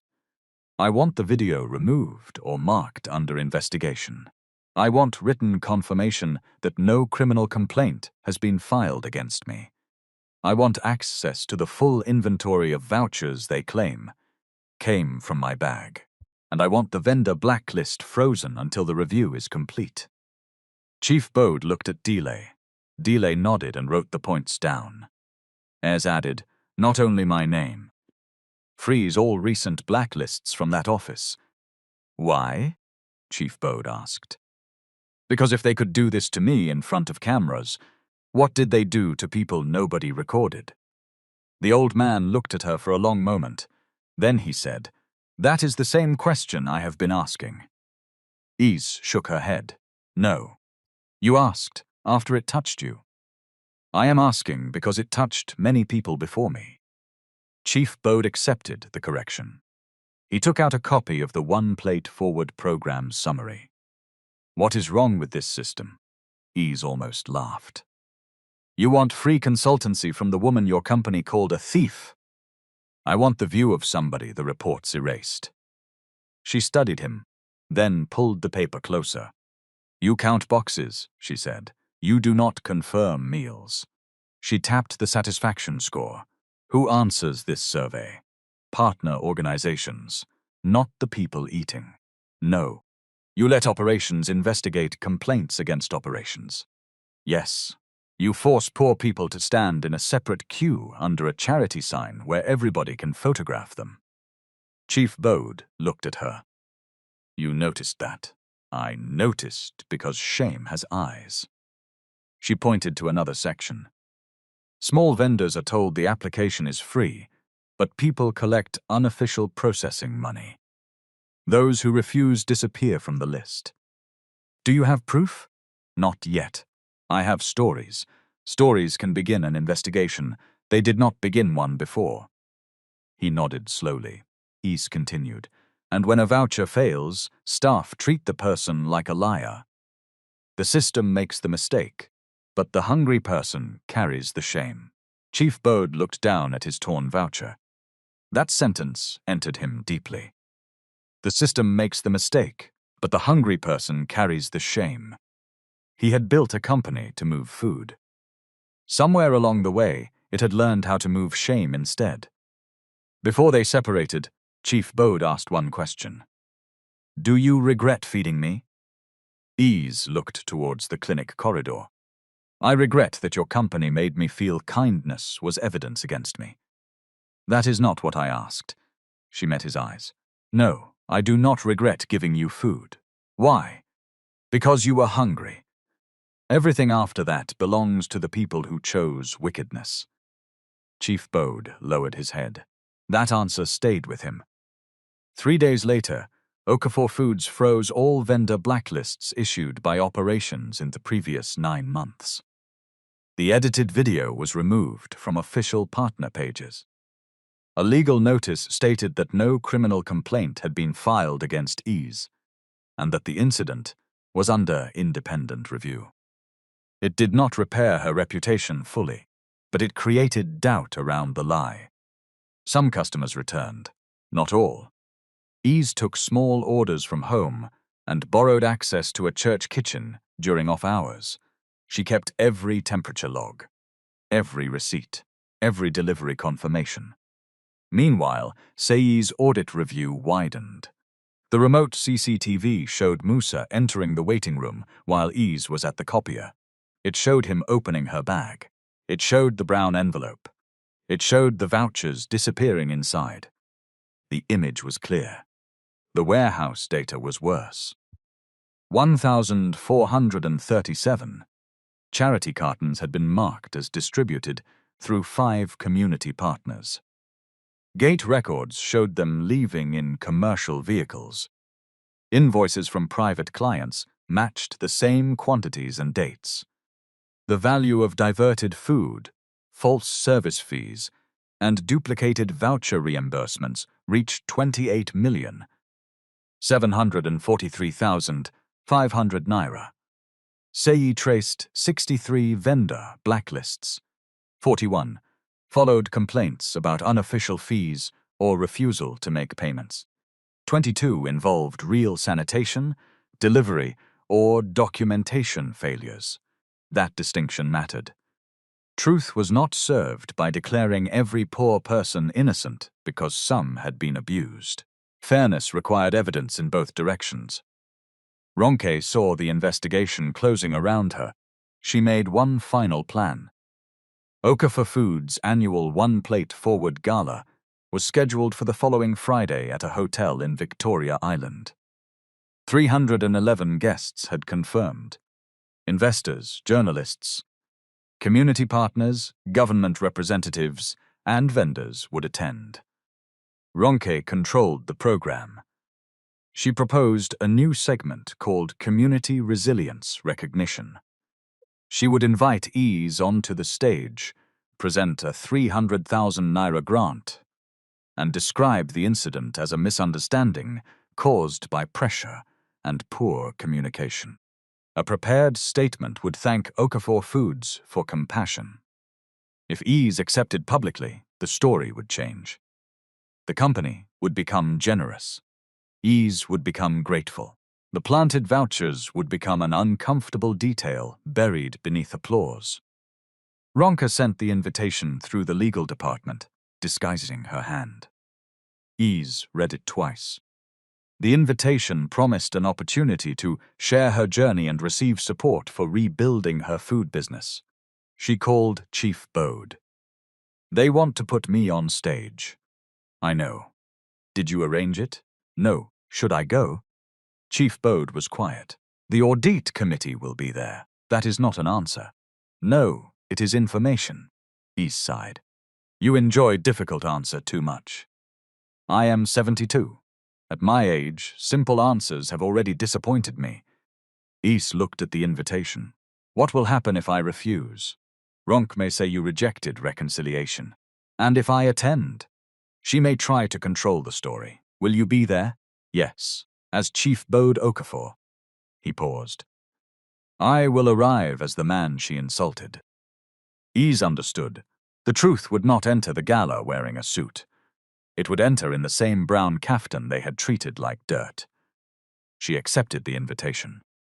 On the morning of the gala, Ronke received a notice that the remote backup, voucher database, and warehouse logs had been formally sealed by the audit committee. She read the email once. Then again.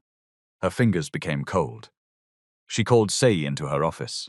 He entered wearing his usual grey suit and a mint-colored tie. "You made a protected disclosure," Ronke said. Sei did not answer. "That is confidential," he said. She laughed. "Do not hide behind policy. I know your writing style." Sei looked at her calmly. "You asked me to change shipment dates.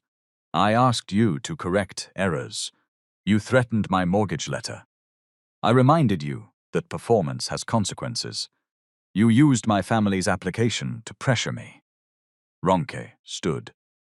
"Do you think the company will protect you when investors begin asking why audit failed to detect 28 million naira in irregularities?"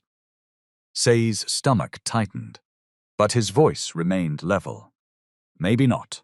You will fall with me. Then at least I will fall facing the truth." Ronke stared at him. For the first time, she saw that fear had stopped working. "Get out." Sei left.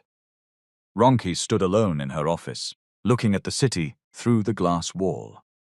Her plan for the gala was no longer about controlling Ease. It was about surviving the night. At 5:42 p.m., the hotel ballroom began filling with guests.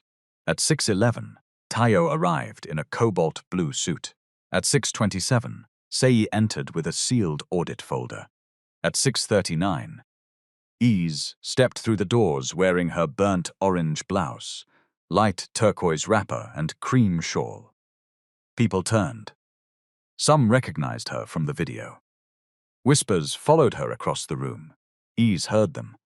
She kept walking. On the stage, Ronke watched her approach. The chief operating officer wore ruby red. The color looked like warning.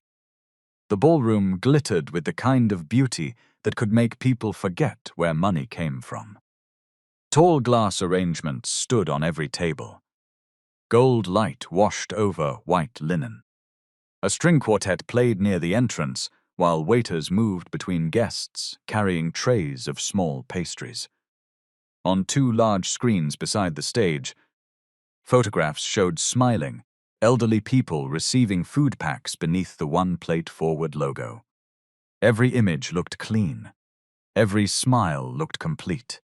Ease stopped before one of the screens. The photograph showed an elderly woman holding a bag of rice, while three company representatives stood around her. The woman's eyes were lowered. A branded banner had been positioned behind her. Ease wondered whether anybody had asked if she wanted her hunger placed inside an annual report. A hotel attendant approached. "Madam, your seat is near the stage." Ease followed. Her name card read Ease Adebayo, community entrepreneur, not vendor applicant, not woman accused of theft, community entrepreneur. A new label prepared before she had agreed to anything. She sat and placed her phone face down on the table. The legal support officer had advised her to record her own statement immediately after the event, not secretly record private conversations. Ease had also brought copies of her complaint, receipts, and photographs. They rested inside a plain folder beneath her chair. Across the room, Tayo watched her. He knew her face from the video, but seeing her in person disturbed him. She did not look like the threat described in Ronke's report. She looked tired, alert, alone among people who had arrived in groups. Tayo started towards her. Ronke intercepted him. "We need to review the program order," she said. "I have already reviewed it. The resilience segment requires sensitivity.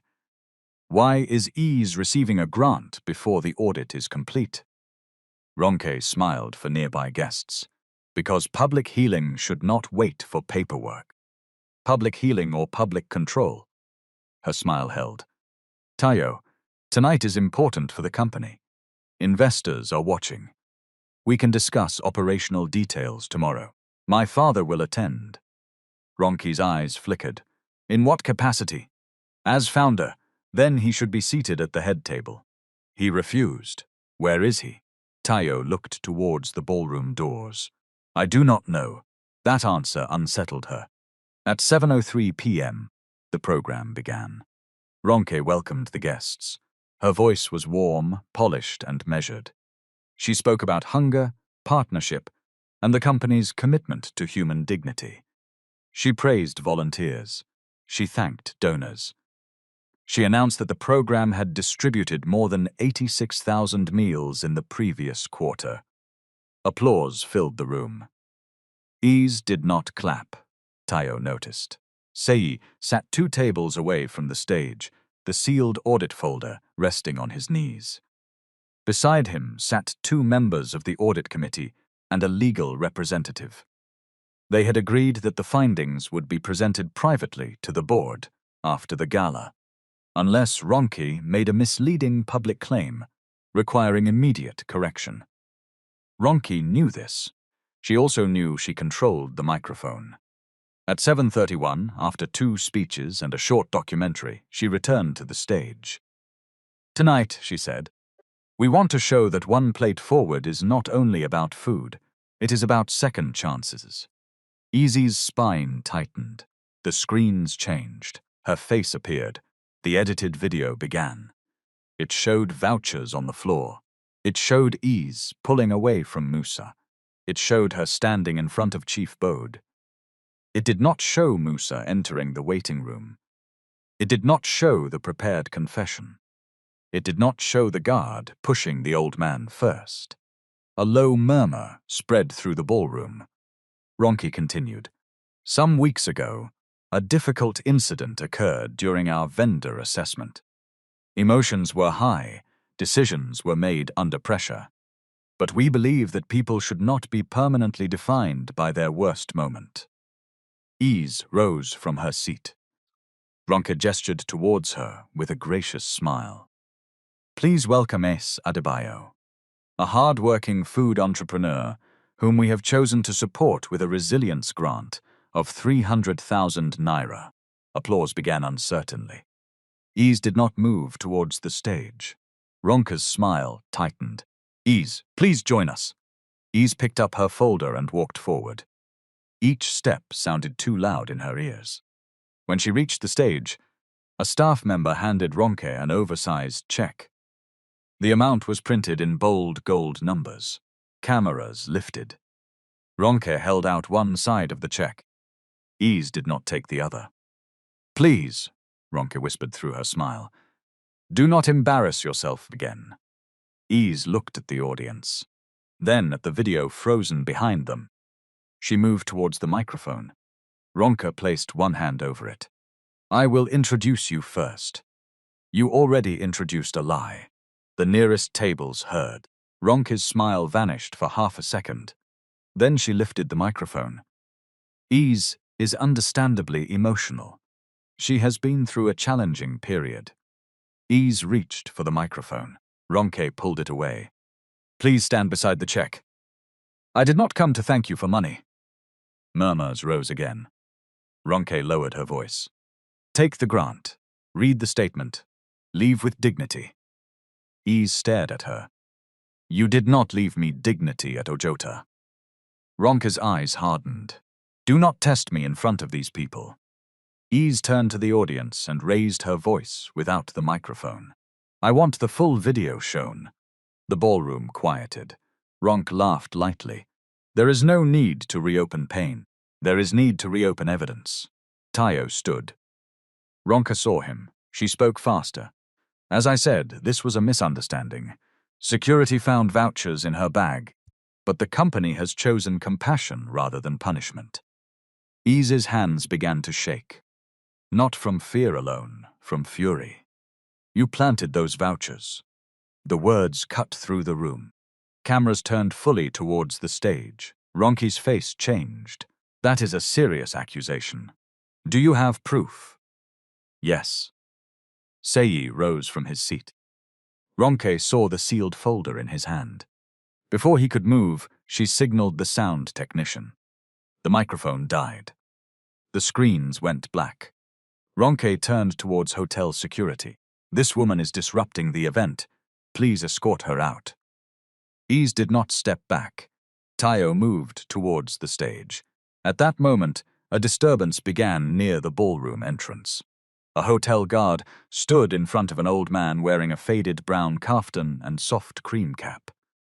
Sir, your name is not on the guest list, the guard said. Chief Bode held his cane and looked past him into the ballroom. I was invited by the truth. The guard frowned. Please do not cause scene. Ronke saw him. For 1 second, terror crossed her face. Then survival took over. She pointed from the stage. That man again! He followed her here. Remove both of them. Ease turned. Chief Bode stood at the doorway in the same clothes he had worn when they called him a beggar. A guard reached for his arm. Ease stepped down from the stage. Do not touch him. Ronke's voice rose. Security! Why are you allowing street people into a private gala? Tayo stopped walking. He turned towards the entrance. The cobalt blue suit made him visible across the room. His face went completely still. The glass in the hand of an elderly board member slipped and struck the floor. It shattered. The sound was small. The silence after it was enormous. Tayo spoke. Papa? 311 guests seemed to breathe at once. Ronke's hand dropped from the microphone. The hotel guard released Chief Bode immediately. Sir, I did not know. Chief Bode looked at him. You asked for my name. That is procedure. You did not insult me. There is a difference. The guard stepped aside. Chief Bode entered the ballroom. Whispers chased him. Founder. Chief Bode Okafor, the CEO's father. The old man from the video. Ease stood at the foot of the stage, watching him approach. She knew who he was now, but the sight still carried force. He looked no richer than he had at Oyota. No gold watch, no security escort, no suit, only the same man. The room had changed. That was the accusation. Chief Bode reached the stage and climbed the steps slowly. Tayo moved to help him. The old man accepted his son's arm for balance, then released it when he stood before the audience. Ronka found her voice. "Chief, there has been a misunderstanding." He looked at her. "That word is working very hard tonight." A few people shifted in their seats. Ronke stepped closer. "If I had known it was you at the distribution center." Chief Bode lifted one hand. "That is the problem." She stopped. "If you had known I was the founder, you would have treated me with respect. Because you believed I was poor, you treated respect as waste." Ronka swallowed. "Chief, the environment was controlled. We had media partners. There were security concerns. I presented a valid food voucher. The scanner indicated that somebody had already used my number." He turned towards the audience. "I did not go to Ojota to beg. I went because 11 voucher cereals had been redeemed in 3 places. I joined the collection line. Staff tore my voucher and told me to leave. My medicine had been taken without food. I became weak." He pointed to Ease. "That woman gave me the only meal she had kept for herself." The audience turned towards her. Ease stood still. Chief Bode continued. "She did not know my name. She did not know my family. She did not know I founded the company whose logo stood behind her. She saw an old man shaking, and she gave him food." Ronki moved towards the microphone. "No one disputes her kindness, Chief. The concern was the vouchers found." Chief Bode turned sharply. "Do not use her kindness to decorate your lie." The words struck like a whip. Ronka froze. Chief Bode faced the room again. "After she fed me, she asked why community food was being loaded into a commercial truck. Shortly after, security placed 47 vouchers in her bag. Musa stood near the rear wall. Every face near him turned. He stepped backwards. Hotel security blocked the exit, not by force, but by position." Ronke shook her head. "That is not established." Sei raised the sealed folder. "It is established." Tayo looked at him. "Sei, bring the evidence." Ronke stepped between them. "This is not the proper setting for an audit presentation." Sei stopped at the foot of the stage. "You made it the setting when you showed an edited video and called the victim dishonest." The audit committee chair stood. "The findings may be presented to correct material misrepresentation already made tonight." Ronke looked around the room. The power had moved away from her. She could feel it. Sei connected a secured device to the presentation system. The screens came back on. The first video showed the waiting room.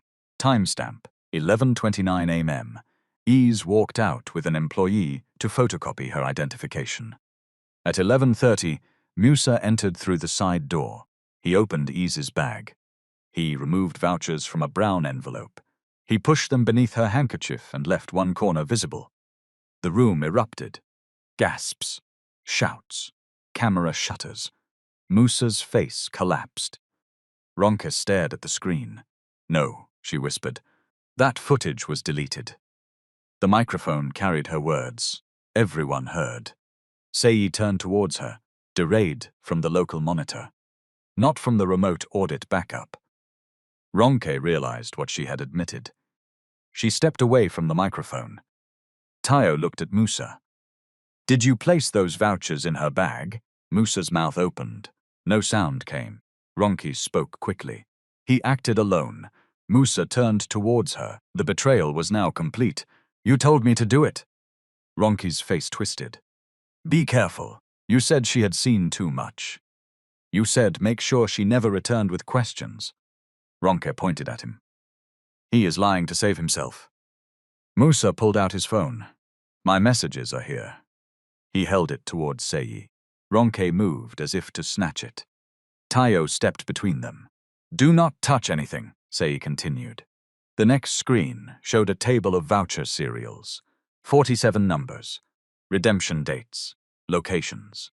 11 used across 3 districts within hours. The earliest duplicate, 6 weeks before Ease applied as a vendor. She could not have created the original pattern, Sei said. Her vendor profile did not exist at the time. The next display showed the Ojota gate log and the black truck photographed by Dealey. Time: 11:52 am. Cargo: 312 Ajage Zone 4 household packs. Destination in the system. Community partner distribution. Destination on the commercial invoice. Private corporate catering event. The following pages traced more shipments. 1,437 cartons. 5 community partner codes. Commercial invoices matching quantities and dates. Total confirmed irregular value: 28,743,500 naira. The ballroom had become so quiet that the projector fan could be heard. Ronke looked at Tayo. Tayo, listen to me. These are accounting classifications. The food was reallocated to protect revenue and replaced later. Sei answered before Tayo could. No replacement records exist. Ronke snapped at him. You do not understand operations. We had targets. We had investor commitments. We had spoilage risks. Chief Bode's voice was calm. So you sold food meant for hungry people and counted it as charity. I protected the company. You protected numbers. Ronke's control cracked. Numbers keep companies alive. Compassion does not pay salaries. Sentiment does not maintain warehouses. I grew margins while everybody else was busy taking photographs with old women. Tayo stared at her. Profit built on stolen meals is not growth. It is hunger wearing a suit. The room erupted in applause. Tayo raised one hand. The applause stopped. He looked towards the screens, then at Ease. His face showed no triumph, only shame. Ronke saw it and tried one final direction. You are blaming me for doing what leadership rewarded. Every quarter, you praised efficiency. Every board meeting, you demanded improved margins. You never asked how. Tayo flinched. She continued, louder now. You sat in your office looking at green dashboards. I gave you green dashboards. Do not stand there as if you are innocent. Chief Bode turned towards his son. The room waited. Tayo could have defended himself. He could have said he did not know. He could have blamed fraud, staff, or complexity. Instead, he took the microphone. She is right about one thing. Ronke stared. Tayo looked at the audience. I did not order theft. I did not know vouchers were duplicated. But I built a management structure where original complaints could not reach me without passing through the people being complained about. I accepted summaries because they were convenient. I measured cartons leaving warehouses, not meals reaching human beings. I praised results without asking enough questions. He drew a breath. That failure belongs to me. Chief Bode watched his son carefully. Tayo continued. Not knowing does not erase leadership responsibility when the system was designed under my authority. The confession changed the room more deeply than a denial would have. Ronke looked around, searching for support. None came. Sei displayed the vendor blacklist review. 63 cases. 41 linked to complaints about unofficial processing fees or refusal to make payments. 22 supported by documented sanitation, delivery, or compliance breaches. We are not declaring every rejected applicant innocent, Sei said. We are separating real violations from retaliation. Fairness requires both. Ease looked at the list. 41 names. 41 businesses pushed away because somebody refused to pay or asked a question.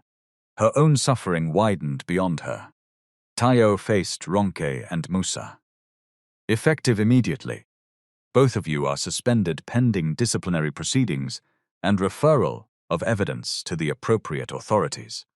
All access is revoked. You will not delete, remove, or alter company property. Ronke laughed. but the sound was broken. "You cannot do this in front of guests. I am not convicting you in front of guests. I am suspending you in front of the same people before whom you tried to convict Is." Hotel security moved closer. Musa handed his phone to the legal representative. Ronke did not move. She looked at Is. Hatred filled her face. This woman destroyed everything. Is climbed back onto the stage. "No," she said. "I gave food to a hungry man." "You destroyed yourself because you believed poor people had no witnesses." A sound moved through the room. Not laughter. Recognition. Ronke's shoulders dropped. For the first time, she looked smaller than the title she had used to frighten people. Security escorted her from the ballroom. Musa followed separately, his head bent. Nobody cheered. The absence of celebration made the consequence heavier. This was not a movie prison door closing in one dramatic second. It was the beginning of audits, interviews, legal notices, frozen accounts, and questions that could no longer be silenced. After they left, the audit committee chair asked Is to remain on stage. A board member spoke into the microphone. "Ms. Adebayo, the company owes you an apology. We would also like to discuss a suitable leadership or advisory role for you in the program." Is looked at the oversized check, still resting near the podium. Then she looked at the guests. "First, clear my name." The board member nodded quickly. "Of course, not only in this room. Use the same pages, partner groups, and vendor channels that carried the accusation." "Yes." "Then calculate the income I lost from cancelled orders and blocked kitchen access. Do not call it kindness. Call it compensation." Tayo lowered his head. Is continued. "Review all 63 blacklist cases. Those who truly failed safety standards should correct them. Those punished for refusing illegal fees should be restored." The audit chair nodded. "And after that?" "After that, let my food compete fairly." The board member looked surprised. "You do not want an appointment?" Is shook her head. "I want opportunity, not decoration. Dignity is not a favor you hand to me from a stage." For a second, nobody moved. Then Chief Bode began to clap. Tayo joined him. The applause spread across the ballroom, stronger than before. Is did not smile immediately. She stood inside the sound and allowed herself to breathe. Her name was no longer on the floor. 6 weeks later, Okafor Foods published the findings of the independent review. The company's statement did not hide behind the word misunderstanding. It said A's Adebayo had been falsely accused after vouchers were deliberately placed in her bag by a security officer acting within a wider effort to conceal program irregularities. The statement appeared on the company website, social media pages, vendor portal, and partner channels that had shared the edited video. A separate letter confirmed that no criminal complaint had ever been filed against her. Is received compensation based on documented losses, cancelled food orders, unusable ingredients, damaged equipment, transport, kitchen exclusion, and the period her vendor profile remained blocked. The amount was reviewed with the Legal Support Center. It was not a random gift. Every naira had a reason. The audit of 63 blacklisted vendors produced mixed results. 41 regained eligibility after evidence showed retaliation or improper fees. 22 remained suspended until they corrected genuine safety, delivery, or documentation failures. Is approved of that outcome. "Justice is not replacing one lie with another," she told Chief Bode. "Poor people can make mistakes too. The difference is that mistakes should be proven, not planted." Ronke's employment was terminated after the disciplinary process. The evidence concerning diverted goods, false records, and unofficial fees was referred for further investigation. Her professional reputation collapsed under the weight of documented choices, not rumors. Musa lost his position. His cooperation and surrender of messages were recorded, but they did not remove his responsibility. He had opened Ise's bag with his own hands. Fear of Ronke explained his action. It did not excuse it. Sei remained with the company under whistleblower protection. His mortgage confirmation was processed through an independent human resources review. His younger brother's supplier application was moved to a separate panel so that neither punishment nor favor would influence it. Tayo faced the board. He kept his position, but not without conditions. The board required quarterly independent reporting, direct audit access to the chief executive, and external review of the One Plate Forward program. Tayo accepted. He also did something that embarrassed him more than any public statement. He began visiting distribution points without executive notice, not in disguise, not to trap staff, to listen. At the first visit, a woman told him the queue had no shade. At the second, an elderly man explained that the scanner operator announced failed vouchers loudly, making everybody stare. At the third, a volunteer admitted that recipients were often asked to pose for photographs before collecting food. Tayo wrote everything down. He discovered that leadership of a dashboard was comfortable because numbers never looked back at him. People did. One Plate Forward changed its measures. The company no longer counted only cartons leaving warehouses. Partner organizations had to confirm meals received, while random beneficiaries were contacted through consent-based checks. Complaints moved to an independent channel outside operations. Voucher failures generated private review slips instead of public rejection. Staff received training on respectful communication. No recipient's face could be used in publicity without clear consent. Small vendors were assessed through published criteria: food safety, cost, nutrition, delivery capacity, blind tasting where possible. No single executive controlled approval. When the new vendor assessment opened, Ise submitted her application again. Some board members expected her to win automatically. Tayo refused. If we hand her the contract because we feel guilty, we repeat the same mistake in another direction, he said. The process must be fair enough that she can win on evidence. Ise agreed. She prepared her samples in a licensed shared kitchen this time. 27 portions again. Jollof rice, moi, steamed vegetables. Each pack carried the same careful label. Prepared at 4:12 a.m. Contains egg and crayfish. No groundnut. Consume before 2:30 p.m. The tasting panel did not see vendor names during the first round. Ise's food ranked first for flavor, second for cost efficiency, and first for labeling and safety controls. Her production plan passed the kitchen inspection. Her delivery schedule was adjusted after reviewers found one unrealistic time estimate. She corrected it without argument. She won a 6-month pilot contract, 600 meals a week. Not because she had fed the founder, because she could cook, plan, label, and deliver. On the day she signed the contract, Chief Bode came to the office. He wore a navy suit this time. The receptionist stood quickly when she saw him. Ise laughed. "Chief, today they recognize you." He looked at the receptionist, then at Ise. "That is why I prefer the brown caftan. It tells me who people are before my name interferes." Ise shook her head. "Do not start another secret test." Chief Bode raised both hands. "No more tests. My doctor and your temper will not allow it." For the first time, they laughed together without pain sitting between them. Later that afternoon, Tayo joined his father in a quiet conference room. "Why did you not warn me earlier?" Tayo asked. Chief Bode looked out through the window at delivery trucks moving below.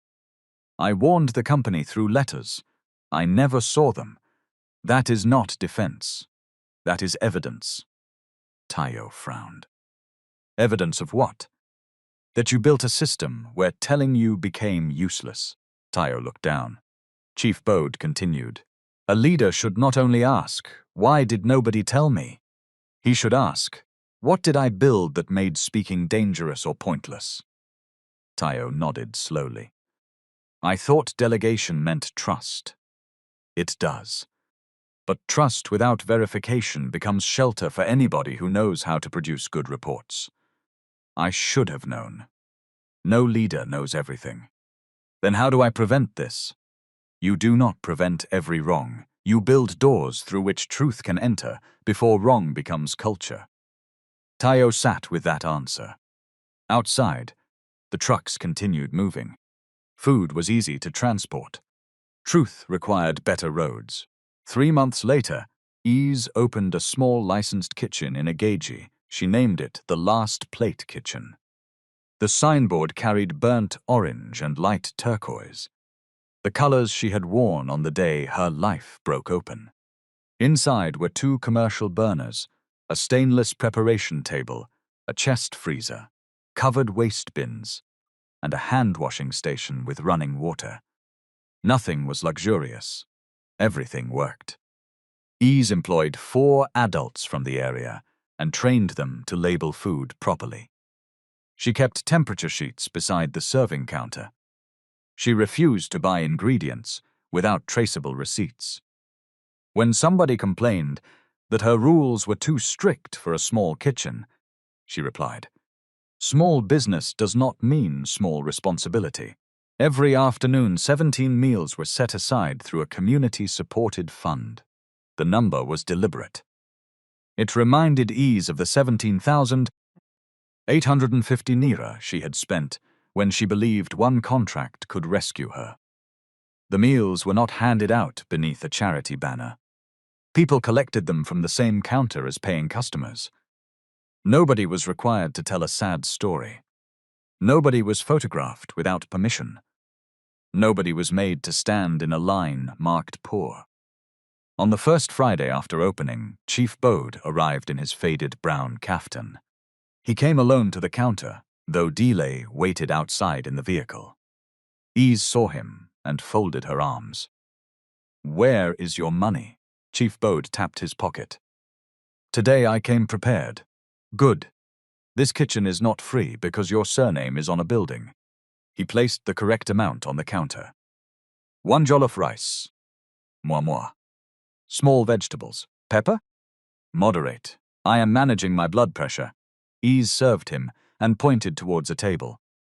No founder's seat, I did not ask. You were thinking it.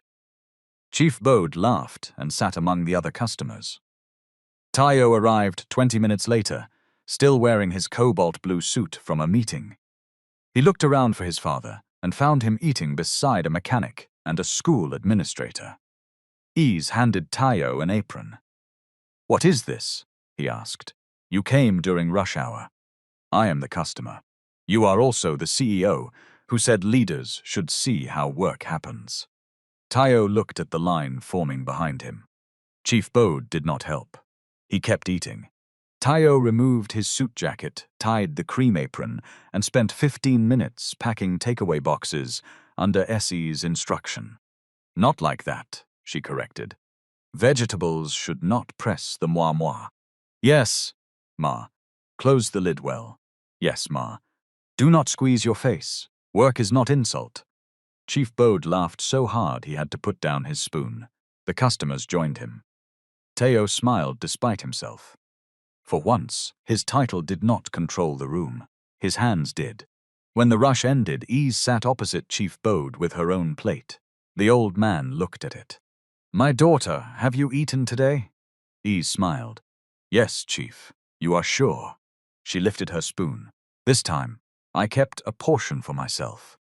Chief Bode nodded. That small answer carried the whole journey. Ease had not become wealthy overnight. Her kitchen still had bills. Some days deliveries were late. Some customers complained. The contract could be renewed only if she met standards. Wrong's legal case did not end in one dramatic week. Rebuilding trust took longer than destroying it. But Ease's name belonged to her again. Her work stood on evidence. And a company that once counted cartons began counting whether human beings were treated like human beings. From my own perspective, the deepest lesson is not that kindness will always bring a rich man to your door.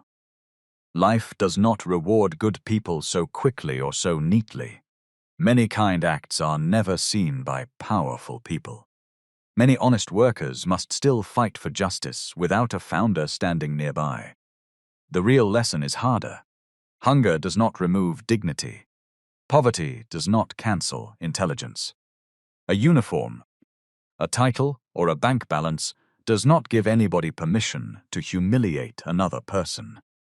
And when an organization claims to help people, the true measure is not the beauty of its banners or the number of cartons in its report. The true measure is what happens when a hungry person's voucher fails, when a small vendor asks a difficult question, and when an employee risks speaking the truth.